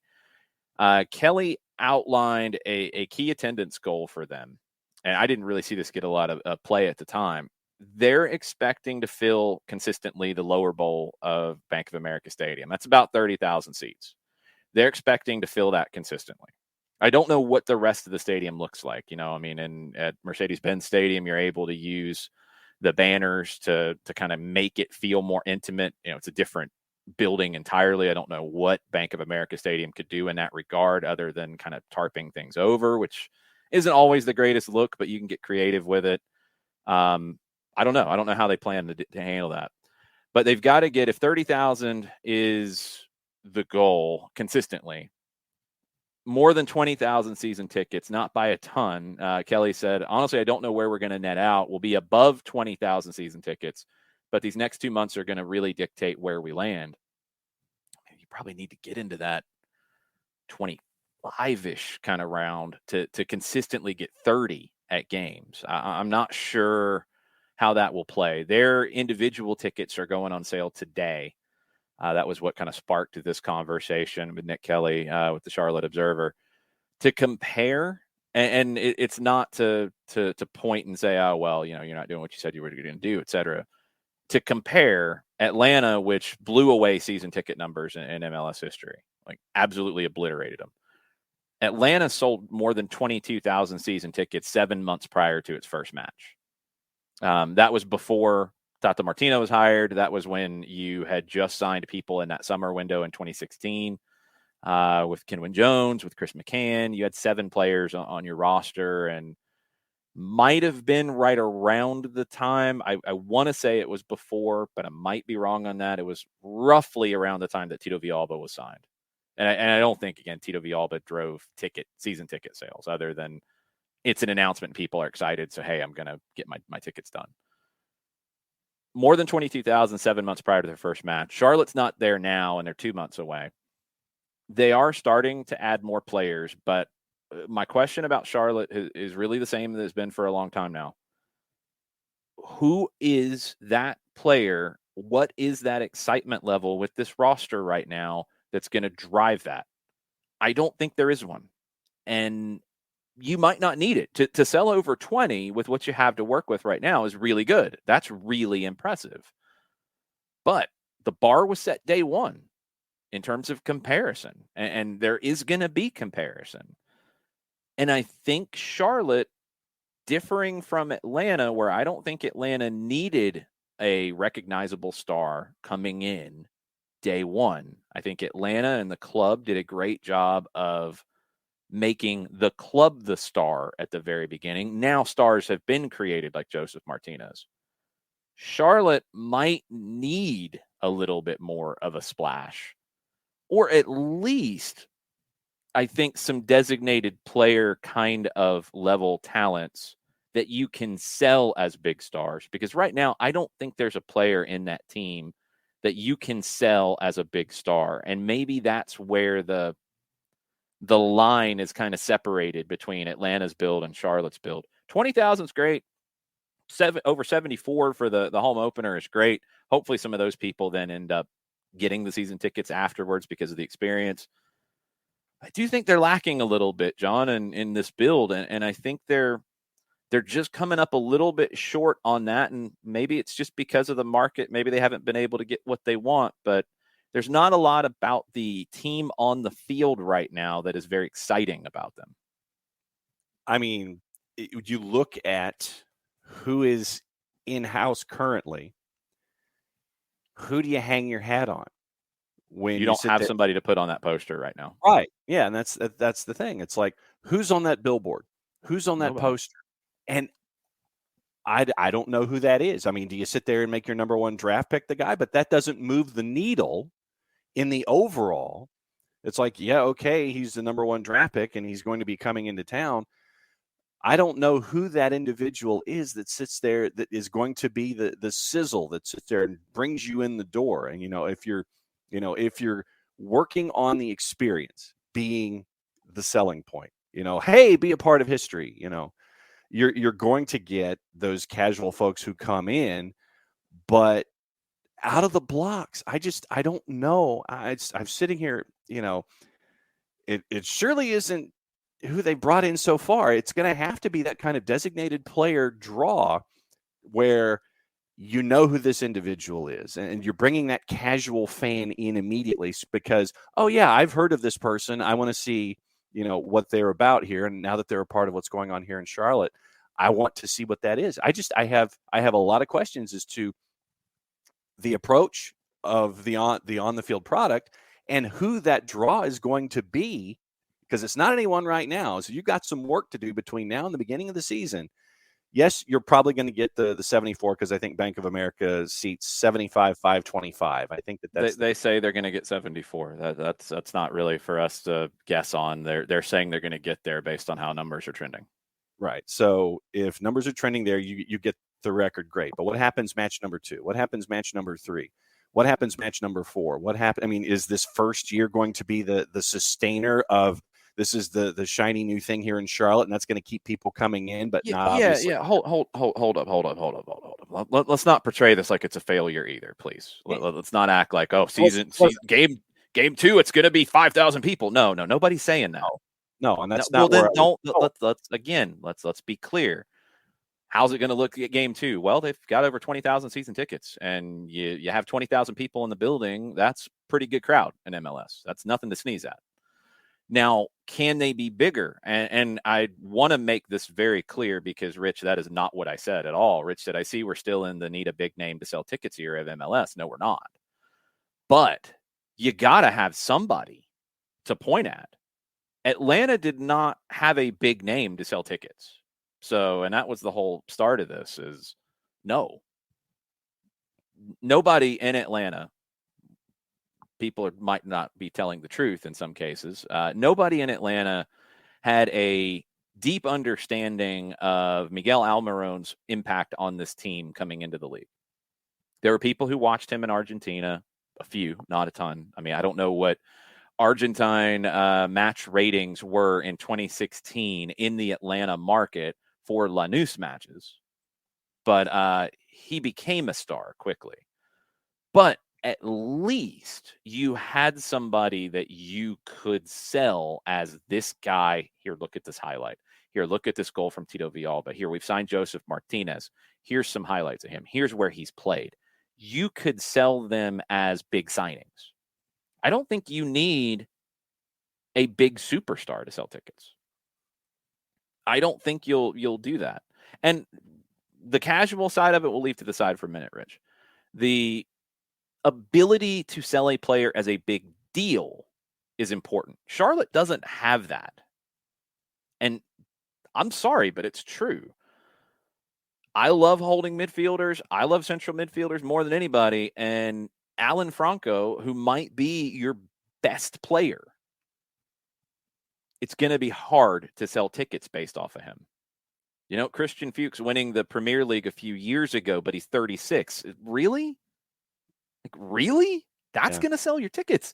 You've got to go and get some impact players to be good on the field, but also to be able to point your potential fans who are interested in a put down season ticket deposits and might buy and have maybe bought for game 1 because of the experience. You've got to give them somebody to watch for. And you don't have that right now. And I just don't know why it hasn't happened yet. I don't get it. And there's only so much time. Tick-tack, tick-tack. We'll see. We'll see how it goes. There are casual fans who are going to be of that mind of, well, you know, I'm not going to go until there's somebody I know because I only watch the English league, whatever. Well, then you're probably not coming. Sorry. That's fine. See ya. Don't need you. Philly showed this year without massive superstars that there's another way. Win. Be competitive. Be a winning team. If you win, people will get on board over time. And then you have to have those people to point to, whether it's a Jamira Montero, you know, whether it's a Casper Shabilko, whether it's your coach who's the local legend, Jim Curtin. You've got to have something to point to keep you coming back. You need something to hook people. Some markets, and not every market in MLS is the same. And we've got to stop looking at it as a monolith here. Some markets need a superstar. Miami needs a superstar. They probably can't afford one right now. They've got to fix some other things first, but they will need a superstar. The New York markets, I think, need superstars. The LA teams need superstars. Some others, maybe not as much. I think Chicago probably could use a superstar right now. Some others are a little different. Okay. You don't need that superstar. You need something, whether it is a player that will capture your attention that maybe you didn't know about before. I think Miguel Almiron was that here in Atlanta in a big way. John, I'm going to mute you for a second because we're getting feedback off of you. It's Tito Villalba, exciting player. Joseph ends up capturing everybody's attention. I didn't know if Atlanta would embrace guys who weren't giving press conferences in English. City did. Not a problem. Didn't matter. If you're winning and or you're exciting. And I think if you're exciting, it has a much shorter shelf life. If you're winning, it has a much longer shelf life to get people hooked. If you have a superstar, that might get people to come in the door, but is that going to get people hooked? Because ultimately, it's got to go past the buy the first ticket phase. Season tickets is a much bigger commitment, and having over 20,000 is really good for Charlotte. They've got a base of people who want to support that team. That's exciting. That's a good thing for the league. But to keep them, ultimately, there's got to be meat there rather than just some really good seasoning. That second and third bite's got to be just as good as the first. Is Charlotte going to have that? I think they have the right coach to get there. I really do. I think they might have the idea based off who they've hired as a coach to do things the right way to get there. I don't know if he's going to have the talent to do it early on. And that's the issue. That's the issue. And that's something that they're going to have to figure out, because I think MLS teams as a whole, and maybe MLS as a league, if I do want to go big picture here and just talk about it all across the board, I think we have to understand that whether you are a soccer fan or whether you are a potential soccer fan in a market, the level of intelligence is higher than it's ever been. The level of I'm not going to be sold a crap bill of goods is higher than it's ever been. People will come out to sample it. Charlotte's been a market that has shown for an individual event, they've done really well. Atlanta did that too before Atlanta United existed. Other markets have done well with that. Houston does well with that. Houston's a prime example. The actual day-to-day product hasn't been good enough to get those people who have come out for the big events. That's an issue that Charlotte needs to be aware of. You can't just expect people who are involved in soccer to come out because they're involved in soccer, because right now they can watch games from England instead. They can watch games from Spain. They can watch games from Mexico. All those are readily available. They can say, you know what, I'm going to stay home and I'm going to watch Chivas instead. And I mean, I can argue with you that some of the Liga MX games are garbage too, because every league is. But anyway, you can make that argument if you're a fan. You don't have to give your money to the local team. You've got to do something to connect. And you got to have a hook. Generally, the best hook is winning.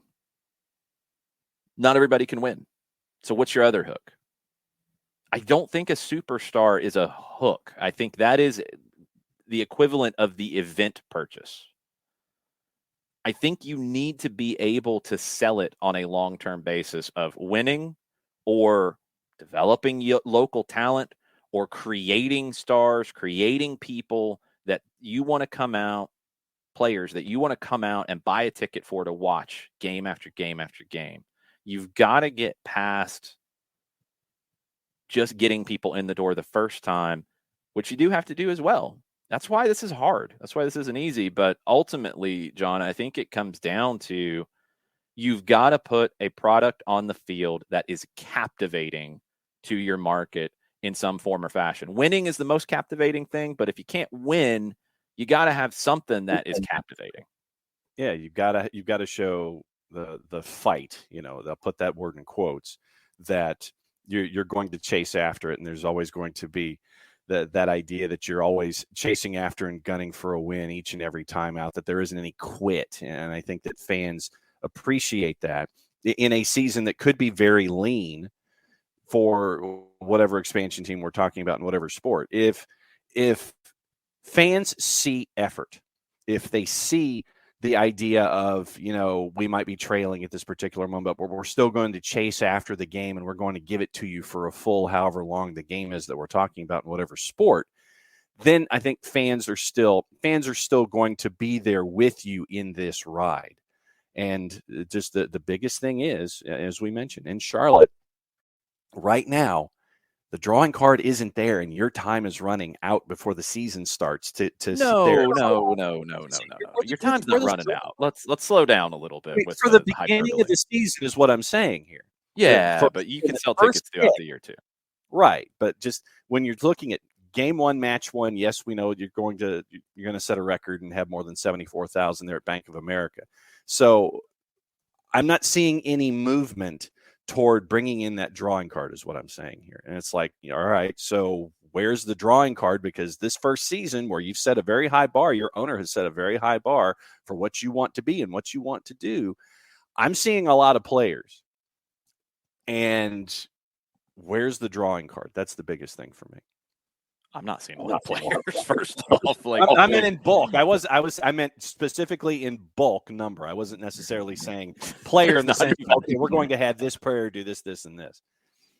There's not even too much of that. That's something that's going to have to change. John, I think you're going to have to ride the mute button because of your connection right now. So please do that. It's getting a little weird. Yeah, I don't know. I don't know. We're just going to have to see what Charlotte does. I want to bring Niko Moreno in on this as he is ready to join us right now. What's up, Niko? How are you?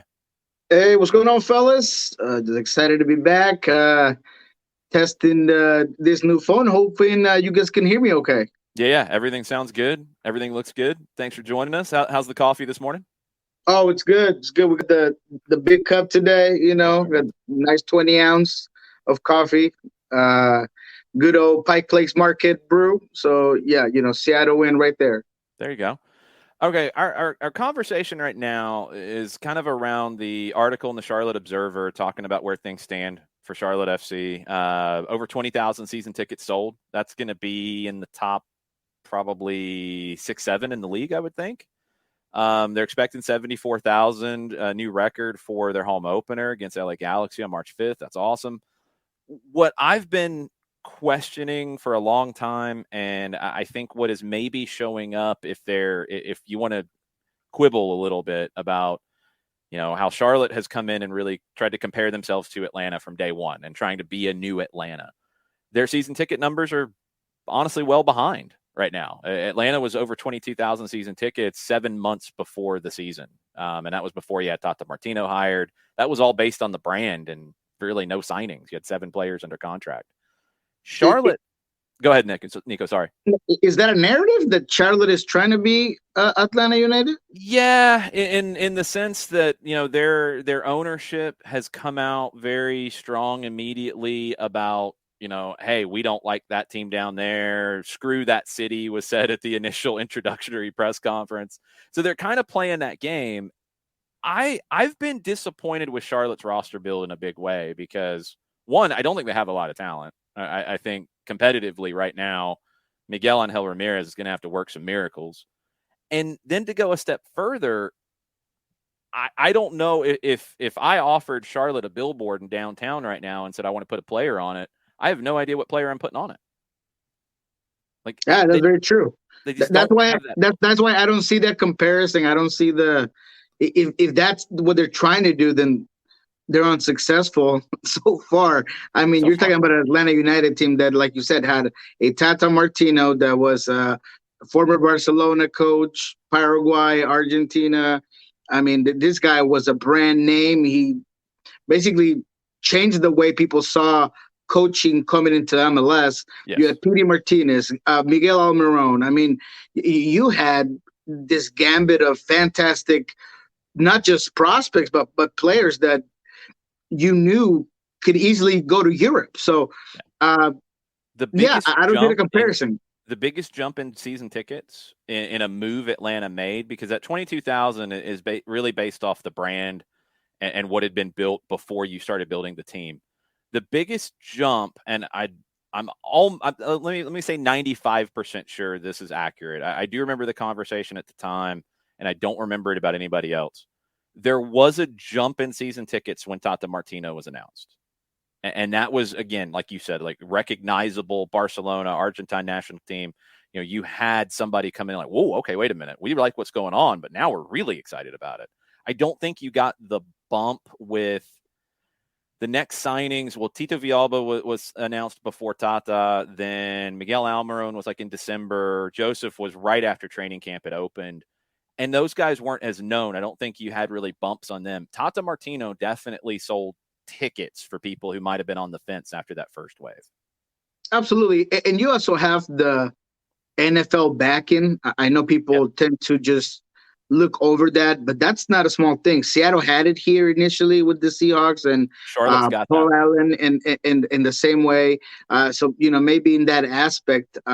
But I just feel like the Atlanta culture for sports it's big, and the brand and the quality and the project was just presented at a higher level than at this moment we can see with Charlotte. No offense to what they're doing, because I feel like they've gained some very good talent. I do like Miguel Angel. I don't think he's fantastic, but I think he's a good coach, and compared to some of the signings that we've seen recently, he certainly has a good resume. So no, that's not a knock on them. I just don't really see that being even a conversation. That there is just, you're talking about the way these two teams came into the league are just very different. And Atlanta obviously has the upper hand on everything on how they came in. Well, and Niko, for me, it's going to be interesting. You mentioned how there are the ties there at Lumen with the Seahawks and the 12s and the Rave Green. In Atlanta, you've got the fans that were the Falcons fans that have become attached to Atlanta United. I think it's going to be interesting to see if this carries over with the Panthers fans and getting attached to what we're seeing with Charlotte FC. I don't know. I mean, but once again, this is going to be this experiment that's going to be growing right in front of us. Yeah, and we'll see, especially because, I mean, if we want to go and look at comparisons of things, the Hawks were were decently successful when the Sounders came on. Atlanta was having a good run or a decent run, if I recall correctly. And I don't know if the Panthers have that right now, that fan base being super excited about what's going on with. I'm not going to get into football here because I don't want to bore your audience, but it's just not looking great in the Panthers stadium lately. No, not really. We'll see where this plays out. I'm intrigued by Charlotte just because they're one of those markets, kind of like a Nashville, that maybe a lot of people nationwide didn't know a ton about, and it's not a slam dunk. Like Miami, you knew was going to come back into the league at some point. There's just no way around it. Now, yeah, I think. Go ahead. But I do think that they're being smart. I think they've gotten some talent from South America. I like the experienced MLS players that they've brought in, like Awful. I was excited to see a familiar face that was here in Seattle for a little bit, a young talent, Hager, that they ended up picking up as well. A very promising player who always stood out here in practice. So I think that they have a good eye for talent, and they're trying to build things. I just don't know if they have, one, the checkbook to compete with anything Atlanta did initially, and then two, like we just talked about, that branding and that packaging that's so important sometimes when you first come into the league. It's more the latter.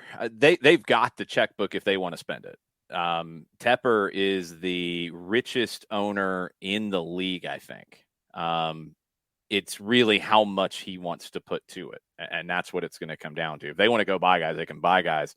But are you going to recruit guys like Atlanta could to Charlotte, North Carolina? No knock on Charlotte. It's not Atlanta. Atlanta's not Miami in some cases. Atlanta's not New York or Los Angeles. So Charlotte's not those either. That's where it gets a little interesting. I like the long-term stuff they've put in place. I think this year on the field for me, and people have asked, and I'm trying to figure out, because they're incomplete right now. I don't even really know. Right now, they're feeling a lot more like Minnesota 2017 or Austin last year. Maybe Austin is the better comparison of, I think they're doing the long-term right, but the short-term, they're not going to be very good immediately.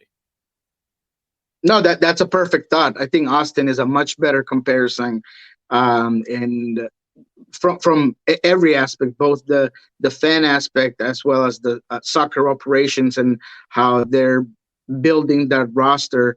Austin did a similar thing and bringing in guys like Alex Ring and Diego Fagundes, and I mean, I think they shop well internally within MLS, and they brought some talent from South America, Cecilio Dominguez and such. So yeah, I think that's a very good comparison, and they could be very similar in terms of success this year as well.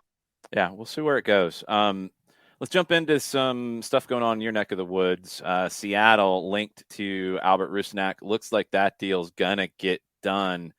I have seen some varying, conversations around designated player, TAM. Where does it look like he's gonna fall in your mind? Yeah, I think he's gonna end up being occupying what Garth Lagerwey refers to as a accounting mechanism. Is simply a way for Seattle to take away some of that weight off the salary cap.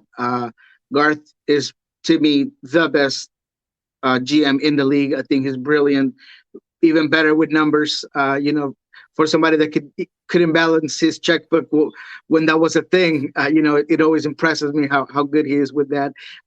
But yes, I think he's going to occupy a DP spot. You buy down Joe Paulo. So what people don't really get is that, there have been some conversation towards, how could you make Rusnak a DP? That's wrong. Go out there and get another guy. I don't think people realize that you're getting a proven veteran of the league, someone who had double-digit assists and goals, someone who come in and be an immediate player that can be at different positions at that midfield. And that DP spot is just for now. Right now, you have a quality DP value player in Joe Paulo, who was an MVP finalist, who's not going to be taking a DP spot because I do believe that's the plan to get him on. Your two other DPs are Raul and Niko. Niko's probably has maybe a year or two in the league, depending on his contract. I believe is the end of 2023, if I'm not mistaken. So once that's out, you can figure out what you're going to do with him and then bring more talent. So you just have so much talent because of the way that Garth and the rest of his front office is building that roster. So yes, he's going to be a DP, but it's not a huge deal. It's literally just a designation towards it. He's going to be getting less than $2 million. I think it's like 1.5, 1.6, someone within that line, which also gives Seattle the opportunity to bring in another 20, under 22. I don't want to say young DP because that's just going to confuse people because now it's the under 22, right? So the under 22 DP, they can go out there and get one more. They already have one in Leo Chu. So now you have the possibility of having two young DPs, one DP caliber in Joe Paulo, two legendary crucial parts in DP, and an Albert Rusnak. So I just think that there's so much talent in this team. They're going to be very hard to beat in 2022.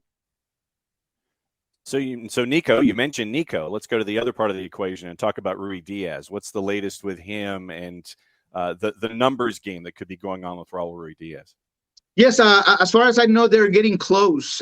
Things are very close to coming to at least an agreement compared to where we were, I don't know, a couple of months ago or so when he was upset, obviously, and he came out on social media and obviously very well reported by Nick Negrini when everything first bursted out in terms of his him not being happy with what was going on.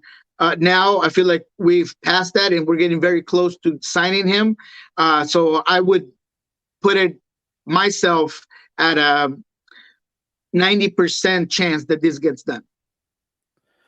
Good. I mean, that's a good one. It's a good player to keep in this league. It's big for Seattle. I think we're starting to see kind of multiple layers of roster construction right now. We're seeing some of the free agents, figure out where they're going to be for the upcoming season. There's still a bunch of free agents who are available and a bunch of teams who are going to be re-signing guys like Kansas City's done with Graham Zusi, which I think both even teams and in early next week. Who is a team that is a team with expectations in your mind that has the most work to do? Leave Toronto out of it because we know Toronto is such a wild rebuild situation. Who's a team that you think people are expecting to win things but feels kind of incomplete right now? That's a tough one. In terms of expecting to win, I'm not sure, but I think that if there's a team that I feel is very incomplete, and I think I had more expectations because of the coaching, is San Jose. I feel like they're a team that needs a lot of talent. There's talks about Chofi staying for a certain amount of time, but he was your best player. But how long is he really going to be there? In general, I feel like they need a lot of help in the midfield up top.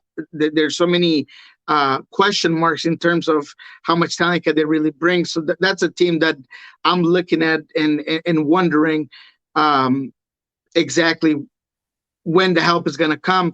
If we're talking about expectations, I'd say the LA Galaxy. We haven't really heard much from them, and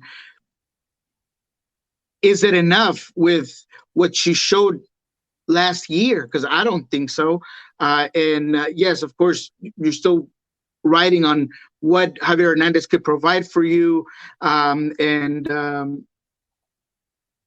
just think that they lose out on Dos Santos, who I don't think was a huge deal, but he was a contributor, a constant contributor. So you got to go find those pieces again in the midfield. You lose Sebastian Legit, who was a stud in that locker room within that system. So many guys are gone, and there's nothing coming in for the LA Galaxy. So they must be shopping around. They always manage to find guys, but I want to see it, because the LA Galaxy is a team that, with the coaching, with the front office, and the fan base, you expect more out of them. So I think that they're the team that would check all the boxes in terms of your question. The Galaxy's a really good shout. I look at this roster right now, and there's not a lot about it. If you're going to play the Galaxy, that scares you. Chicharito, obviously, when he is at his best, as we've seen in this league, he's a big-time goal scorer here. There's no problem with that. Efrain Alvarez, I think, has to step up and replace some of what you got out of Legit for sure. There have been questions, and it's gotten kind of quiet on Julian Araujo potentially going to Europe. If you lose him, they did add Kelvin Leerdam, which he have cover, but Leerdam didn't look great in Miami either. What's he got left? There's no depth at fullback. There's no playmaker that scares you unless Alvarez takes that leap. The wings, I mean, Cabral showed you some things last year. Grandsir showed you some things last year, but how much? Defensively, Derek Williams had one of the worst tackles I've ever seen. That's about all I remember from him. Jonathan Bond, Jonathan Klinsmann in goal. Okay, solid. But the team that I initially thought of when I asked you the question was Portland. And I think Portland, with Steve Clark leaving, and I thought that they were pretty clear in saying that, they've got some guys that they think are ready to take over in goal, and it was time to move on. Looks like Valeri's going to go, which was expected, and I do love to hear some of the things that they're planning to honor him. That's great. But Portland, I thought, punched above their weight last year. Now they're going to be a little bit lesser than what they were last year. They're going to need some work to stay at that level, right? Yeah, no, that's fair, especially with how far they got last year. I think you're right.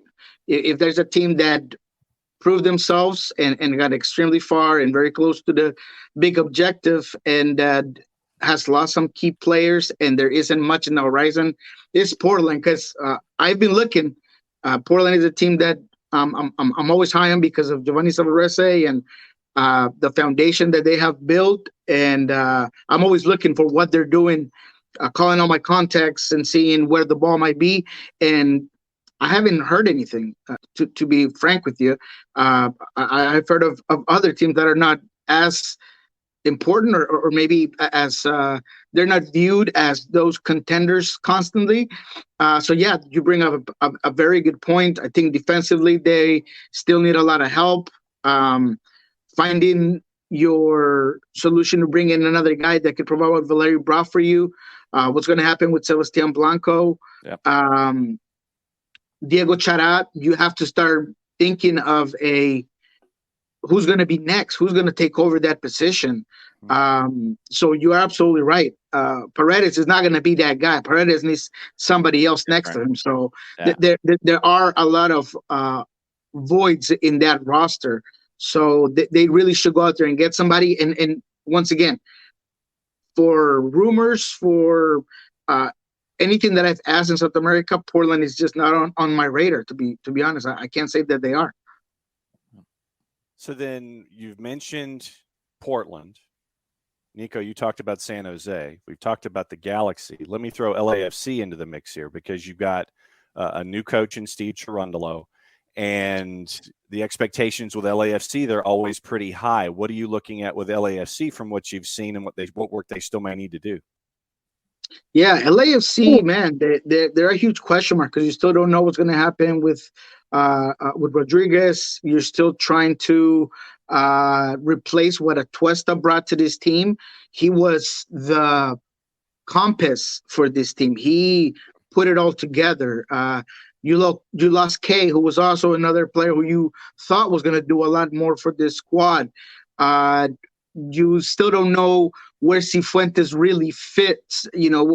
How are you going to play him? I thought that Bob Bradley did some great things with him at the very end and put him more of as a 10 in the lineup. So what's going to really happen with him? I think he has a lot of potential, but with a new coach, you don't know what his approach is going to be.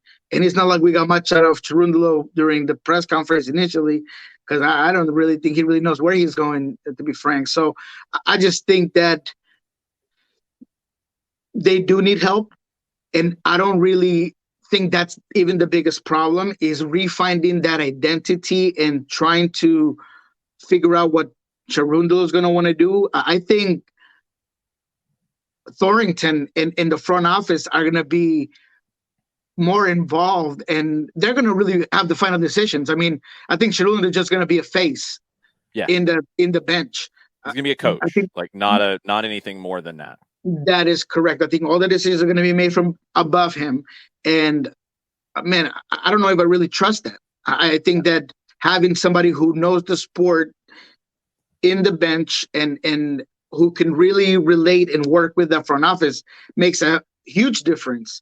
So, yeah, I think LAFC is in some trouble. They got some very talented players, but because of my disappointment on who they brought on to be that coach, I just don't know how good they're going to be this season. Yeah, there's some serious question marks there. Now, you mentioned Brian Rodriguez and questions about him. Cesar Luis Merlo, one of the best in the business, has tweeted out this week that Internacional in Brazil has reportedly made loan with an option to buy offers for both Brian Rodriguez and Ezequiel Barco. Are you hearing any other noise out of South America on those guys or anybody else in MLS? I have not heard anything differently. I see Barco closer to being a real option for Internacional than Brian Rodriguez. Yeah. I think that if he doesn't go to Europe, or if there isn't something towards that side, I think he would rather stay in MLS. And I'm saying that just out of the information that I've been able to gather and reading between the lines. I'm not saying that I'm getting sourced information here. I just think that with my experience of the market, understanding of what he's done, kind of the failures you could say he'd had, last time he was, put out with this team, I just think that he would rather be at LAFC. So I honestly don't see him leaving. I think he's gonna be there. There's a little rumors, and we'll see what happens with that. But if I was a betting man, I would say that Brian Rodriguez is here for 2022.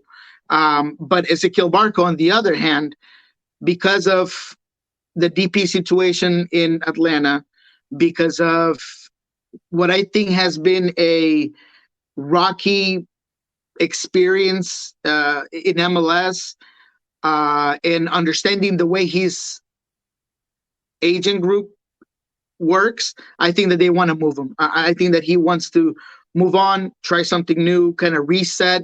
He had all this build-up potential, and I think that's faded out in his time in MLS.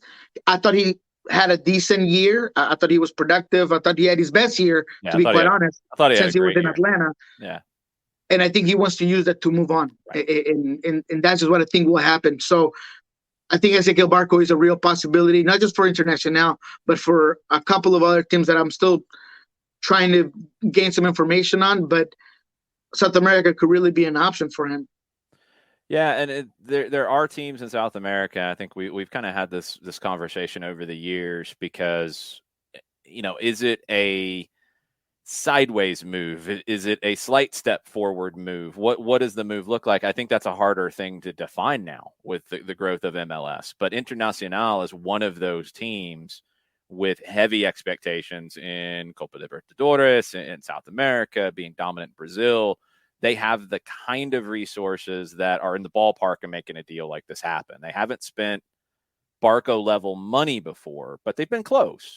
And look, it's a different market now. Everything is kind of a different world as we figure this stuff out. Barco's value has never been higher since he came to the league, since the past season that he just had. And this is where it gets tricky for me, Nico, is if because of the market worldwide and especially Europe, where, that's what Barco has said in the past, that's where he wants to go. That's kind of obvious, I think, for most players. They want to make their way there. If the market's not there for him and you're Atlanta United and you're getting towards the end of the contract, you've got to either move now or re-up with him and sign a new contract. And if what you're saying that, his agency, marketing group, what have you, is kind of at the point now where it's, well, we think we can increase his value by moving, then it's going to be hard to re-up, and you got to take what's on the table if that is what's on the table. Yeah, I mean, absolutely. I think what Ezequiel Barco could be is maybe a lifeline in case the Almeida potential signing doesn't become a reality. But if Almeida's coming, then he's definitely gone. I mean, you have to move him. So the biggest thing with Barco, though, is that he needs to make a change for the better and really produce and find that the same profile that he came into MLS with. And I'm not saying that Internacional is going to buy him for, I don't know, 10, 12 million. It could be a loan. You've seen Gonzalez Perez back with River Plate now on a loan. You've seen Pochettino going out on loan. Yeah. I mean, I think that's what South American teams are looking for, right. And that could help both parties. Now, the situation in that, just to clarify, and if I'm wrong here, tell me, because I've seen experts in covering the league like differ on this. If you loan him, if Atlanta has to clear the designated player spot, if that's what it comes down to get Almada in, because his salary, if it's too high, then he can't qualify as U22, then he has to go DP, then you got to clear the spot. It can't be a loan like what Miami's doing with Pizarro to Monterrey, because they're not paying a loan fee. So that doesn't clear the DP slot. It clears cap space, but not the DP spot. If Atlanta's trying to clear that spot, or LAFC or anybody else with moves like this, then they have to get a loan fee of something tangible to clear the designated player spot. And that can affect the possible teams who could do it, if that makes sense. That is correct. That is absolutely correct. And that's exactly what needs to happen. It cannot be just like a free loan or anything like that. I would see a loan with option to buy situation. That's what it would be in the terms of you put a big transfer fee and say, this is what's going to be. And then if you want to buy him, then you could get the second half of what you're going to pay for him, or whatever. The loan fee is essentially like a down payment. Is exactly. Yeah. Okay. Absolutely. So that's what could happen here. But it's not an easy decision for Atlanta to make. It's not how you wanted this Ezequiel Barco situation to play out. You thought he was going to be this guy that was just going to come and be the new Miguel Almiron and just kind of turn on your franchise and be here, and then from here move on to Europe. And that's just not what you got out of Ezequiel Barco. I think that a lot of it has to do with him personally as well. And you got to say it as well. A lot of coaches, a lot of changes, a lot of formations. A lot of bad luck with injuries, too. I mean, bad luck with injuries. He'd get momentum, he'd get hurt, and then he'd be starting over fresh. I mean, I think the Barco that we saw coming back from the Olympics is by far the best Ezequiel Barco we've seen. We had seen that in flashes, but you go back and you look at his production, and you can look at the quality of the performances as well from his return from the Olympics this summer, and he was scoring or assisting in every game for a 2.5 month run. I mean, it was substantial. But when you go back through his time, in 2018, he was the kid. He was behind Almiron. He was, third, fourth, fifth on the team in terms of importance. He was very young as well, and he made some mistakes that have been well publicized. 2019, he got hurt after coming back from the U20 World Cup, where he got hurt in an Open Cup game. 2020, he was hurt a lot in the second half of the year. You're also dealing with the pandemic. I mean, it's been a crazy run for him. I'm glad that we did get, if this is, and it could be the last time that we'll see Barco in Atlanta, I'm glad we got the run that we saw the second half of the season. I hope it's appreciated because, man, he was as good as I've seen on an extended run of play in an Atlanta shirt. I'll put that run that Barco had coming back from the Olympics with anybody else.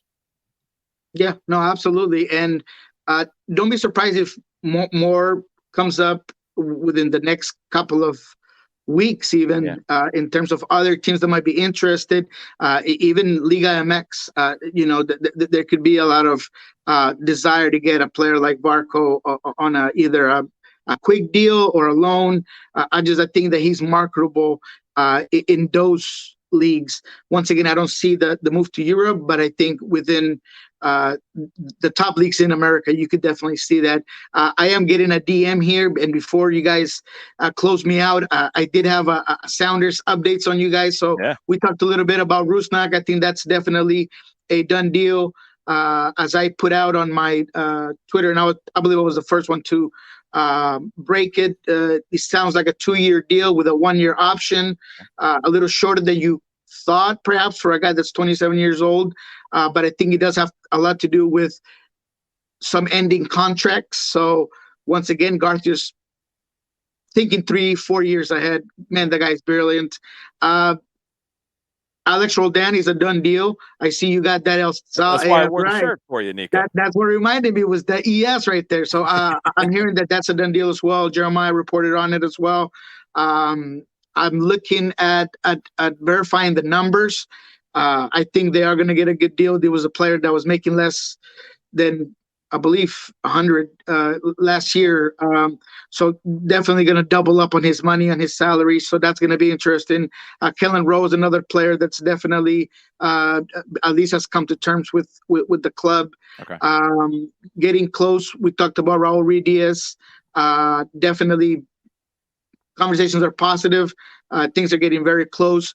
So yeah, there's just a couple of the ones that I wanted to get out there for you guys before my time was up, of course. All right, I'm going to throw a couple more at you, get some quick reactions from you. The Austin deal for Johan Valencia coming from Colombia is done. How successful do you think he can be in this league?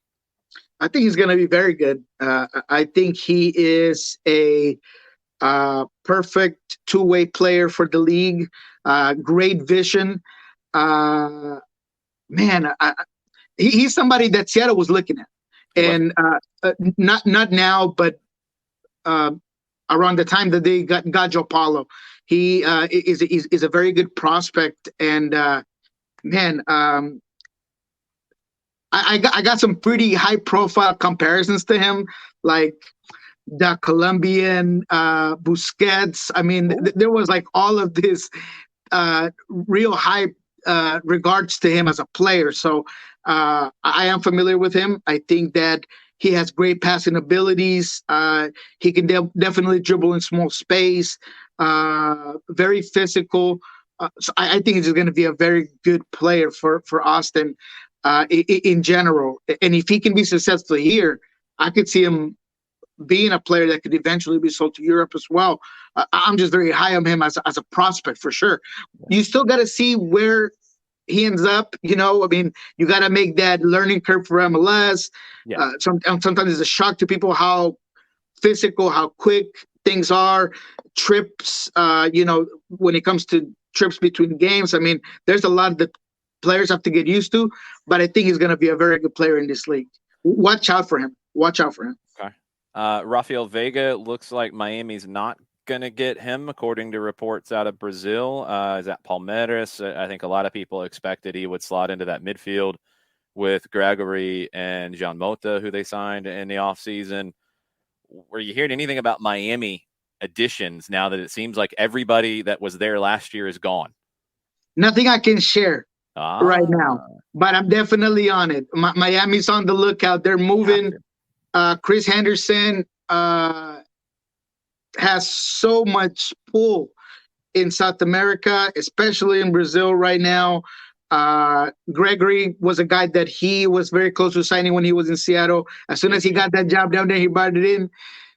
Miami is very lucky to have Chris Henderson. Yep. And it sounds like they're finally giving him the keys to the car, getting rid of all those awful decisions they've made, opening up that cap space, DPs that should have never been here. Now he has a chance to do what he did here in Seattle, build the rosters the way they're supposed to, with a good mix of young players, players that can come to a team and not necessarily be sold in Europe, but finish their career here. The Ruidíazes, the Loderos, that's what you're going to start seeing coming into Miami. Those between 25-year-old to 28-year-olds that are proven guys that are going to come in and play. Some veterans also. I'm hearing a lot out of Miami. I'm working with it, and I will have some information before the season starts. Let's just put it there. It looks like they're shopping in South America. I would guess that seems to fit them pretty well. Yes, they are definitely shopping in South America, out of Brazil as well, not just Brazil. Quite a few other leagues that are starting to get some importance here in the States. They're starting to look that way. Okay. So the best thing about Chris Henderson is that he knows how the market works. If Brazil is getting too expensive, he's going to move on to Peru. If Peru is where everybody's going, then he's going to go to Ecuador. If they're in Ecuador, he's going to go to Colombia. He just knows how it works. He's too experienced. He's too smart. He has way too many contacts.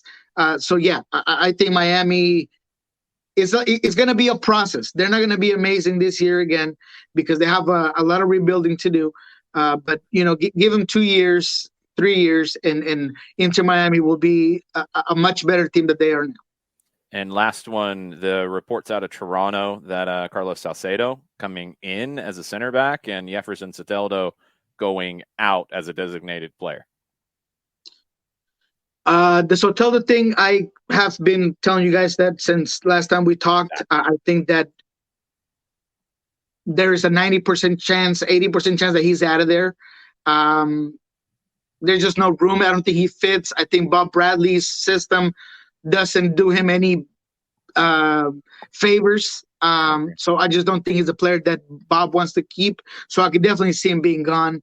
How that's going to happen, I don't know, man. You spend a lot of money. You might have to take an L on that one and just, hey, put that in the chips you lost at the casino because you might not get that back.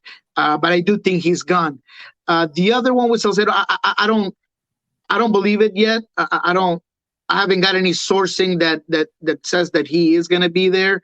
But we'll see. I just don't see it. Let's just put it there. For what I've been able to gather and call up my contacts in Mexico, sometimes a lot of agents put stories out. I don't know if that's what's going on here. But when I called, they were like, huh? And whenever I get that random, I'm like, oh, okay, that's all you got to say. Yeah. And the last one we were talking about a little bit earlier this morning, there is an international friendly this weekend, and some MLS guys are involved. Colombia and Honduras. Really interesting timing with these squads because it's not FIFA dates. So you're looking at guys who are either in the domestic leagues and in some cases not playing. guys who are going there instead of preseason to start with, but guys who might be able to kind of improve their standing as we get ready for World Cup qualifiers for both of those teams coming up in a few weeks. Yeah, this is a showcase. This is guys that are going to come in and be potential options for the end of the qualifiers for Reynaldo Reda. I like the friendly here. He knows that he has Jimmy Chara, Cristian Arango, and Yeimar Gomez Andrade that he needs to see if they're going to fit into this team.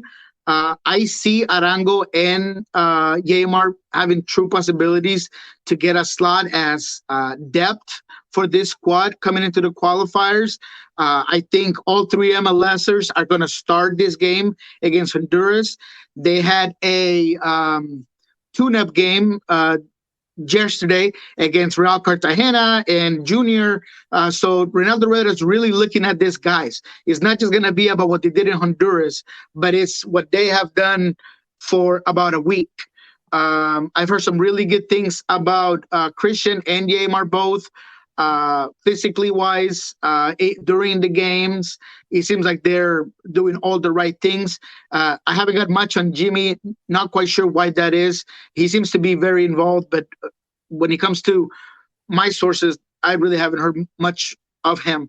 But I think all three will start this game against Honduras. Thank you for that as well. Pulso is going to have Atlanta's correspondent Ronald Pena going to this game. He's going to be covering the game in Florida. So we're going to have some good reporting for you guys there through our YouTube channel as well as our website. Excellent stuff. John, final question for Niko. One more. Let me go back to Sporting Kansas City real quick. And this was a theory that Jason had yesterday. And we mentioned Toronto a little bit. Alan Pulido out for 2022. Jason, and this is a theory that is I love this theory. I wanted to get your feedback on it. Peter Vermes has his press conference about Alan Pulido. During that press conference, Bill Manning from Maple Leaf Sports and Entertainment and Toronto FC should have been buzzing Peter Vermes during the press conference about the availability of Jozy Altidore to take the space of Alan Pulido in 2022. I know it's a wild theory, but the idea of Jozy moving and Sporting Kansas City being without Alan Pulido, there's some dance partners there. Don't know, but that should have been one of the first phone calls that Bill Manning should have made. True. Hey man, that makes me look. I mean, I like it. Absolutely. Why not? You have a huge necessity in Sporting Kansas City. They need that 9, I think is important. You get a veteran player who wants to go, who you might be able to get on the cheap. Yeah, man, I'll sign up for it all day, every day. And I think you're right. I mean, those connections can a lot of times be more than you need to know about things. I mean, it just makes sense. If you were to come up with an equation, you could just kind of fit it in, and it makes sense to me. I like it. I think Alan Pulido being gone, it's a huge break for Peter Vermes in Sporting Kansas City. They had so much expectations for Alan, and you just feel for the guy too, because he's been good. He's been productive when he's been there. It's just that injuries got the best of him, and now him gone for an entire year. It's tough for him. It's tough, but I like it. Altidore is, I don't know how much he has in the tank, but I think that he's a good option. Why not? Yeah, I mean, Toronto's going to move him, and the move they made with Dom Dwyer was obviously to keep that offseason buyout in their back pocket in case they needed it, as has been rumored. But now that you have an injury to a team that I don't know what Kansas City's market level is going to be, and being able to go out and sign a replacement, probably be easier for them to pick up somebody from within the league, and somebody that Peter Vermes would probably have at least a baseline of a relationship with. I don't know. It would be one that I could see. I wonder too. And we've heard about Ola Kamara's name coming up in trade talks. Stephen Goff has reported that. Does Kansas City go to the well there and put some money towards that? They'll have some options inside the league to replace Pulido, at least for a season. Yeah, and that's less risky, maybe at least of a gamble. It might cost you some more. Yes. But I could see Peter going for a guy like Jozy that may come into his team with a chip on his shoulder, rather with a guy like Kamara that's coming in from his best season in a long time. Yeah. And that can at times mentally give you a disadvantage because you're coming in saying I'm the guy, and you go to a whole new team, things don't go your way. It could really hurt a striker that, when it comes to this game, they're mental beings, man. And once that door closes on the goal, it's tough to open it back up. I like the Josie alternative better, though. If I had to go with it, yeah, absolutely. I think there's more upside. I like the gamble. Yeah, it's a gamble. But if it's a 1-year gamble because you've lost Polito, well, okay. That's exactly it. Might be feasible because you should have Polito back after that. So we'll see. Niko, good stuff as always. Thank you for your time. Appreciate it. What else you got coming up over the next week before we see you again next Thursday? I'm going to be doing a lot of spaces here Friday, tomorrow. The Sounders open up preseason, so I'm going to be down there seeing the early guys. Obviously, a lot of guys are not going to be here. I am hearing that Javier Arriaga, and I'm going to put this on Twitter here soon, is going to be with Ecuador in a couple of friendlies that are going to be set up for early February. So no Javi, no Raul, no Yeimar. A lot of guys are not going to be here, but I'm going to be doing some spaces there for people to get their questions in. We're going to have a before the season opener, as always. This year, I'm going to do 2, one in English, one in Spanish, because we are getting a big English audience. Being bilingual, it's great, but I want to make sure that everybody gets their space. So I'm going to be doing a couple of full-on previews of the season. So a lot coming up. We're planning to do a lot of one-on-ones with players before the season starts as well. So just stay tuned. We'll have a lot of good stuff coming in for you. Awesome. Niko, have a good weekend. We'll see you next week. All right, guys. Have a good one. Thank you as always. Have a good one, John. Be well, my friend.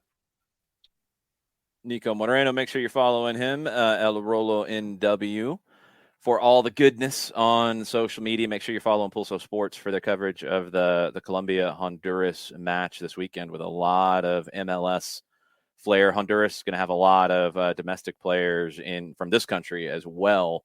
And they're kind of at the end of their rope when it comes down to potentially qualifying. They've got to really come into these last 3 games or these next 3 games and light it up to have any opportunity of getting into that playoff spot. That's going to do it for us. There are a bunch of games going on today for those of you who are looking for things to watch right now on BN Sports. Cameroon and Ethiopia has started off with some wildness. Ethiopia opened the scoring with a goal. Cameroon has leveled it. It's 1-1 in the 19th minute, and Cameroon clinches their spot in the next round with a win. Cabo Verde plays later. They can clinch a spot in the next round with a win as well. They take on Burkina Faso. Both teams win. Both teams go through on 6 points, and then they play each other in the last group game, but they're already sealed with that advancement. You've got that game in the Gummy Bear Cup. The first leg should have been the second leg. It's the first leg. Liverpool hosting Arsenal. That's 2:45. You can watch that on ESPN Plus. You've got Spanish Super Cup also on ESPN Plus. Atletico Madrid hosting Athletic Club. That is at 2:00. You've got Coppa Italia with Napoli hosting Fiorentina at noon. Milan hosting Genoa at 3:00. A lot of big games in the midweek today, John. So make sure that you have multiple devices fired up so you can watch all of them. And we'll give you the highlights for tomorrow. It's going to be a fun day across the board, and we have a lot to talk about in the morning. Yep, we'll get into all that. We'll get into all of the MLS moves that happened today, probably more announcements as we go. You've had quite a few already. There will be more as some teams get on the field for the first time in 2022. Some teams are getting ready to welcome guys in for testing and medical exams ahead of getting on the field next week. A lot of rosters still have space to get filled out. We'll keep you updated on all of that. We'll update everything tomorrow. Mike Conti will be with us at 10:00 tomorrow as well. Y'all have a good rest of the day. Mucha plata, y'all. Mucha plata, y'all.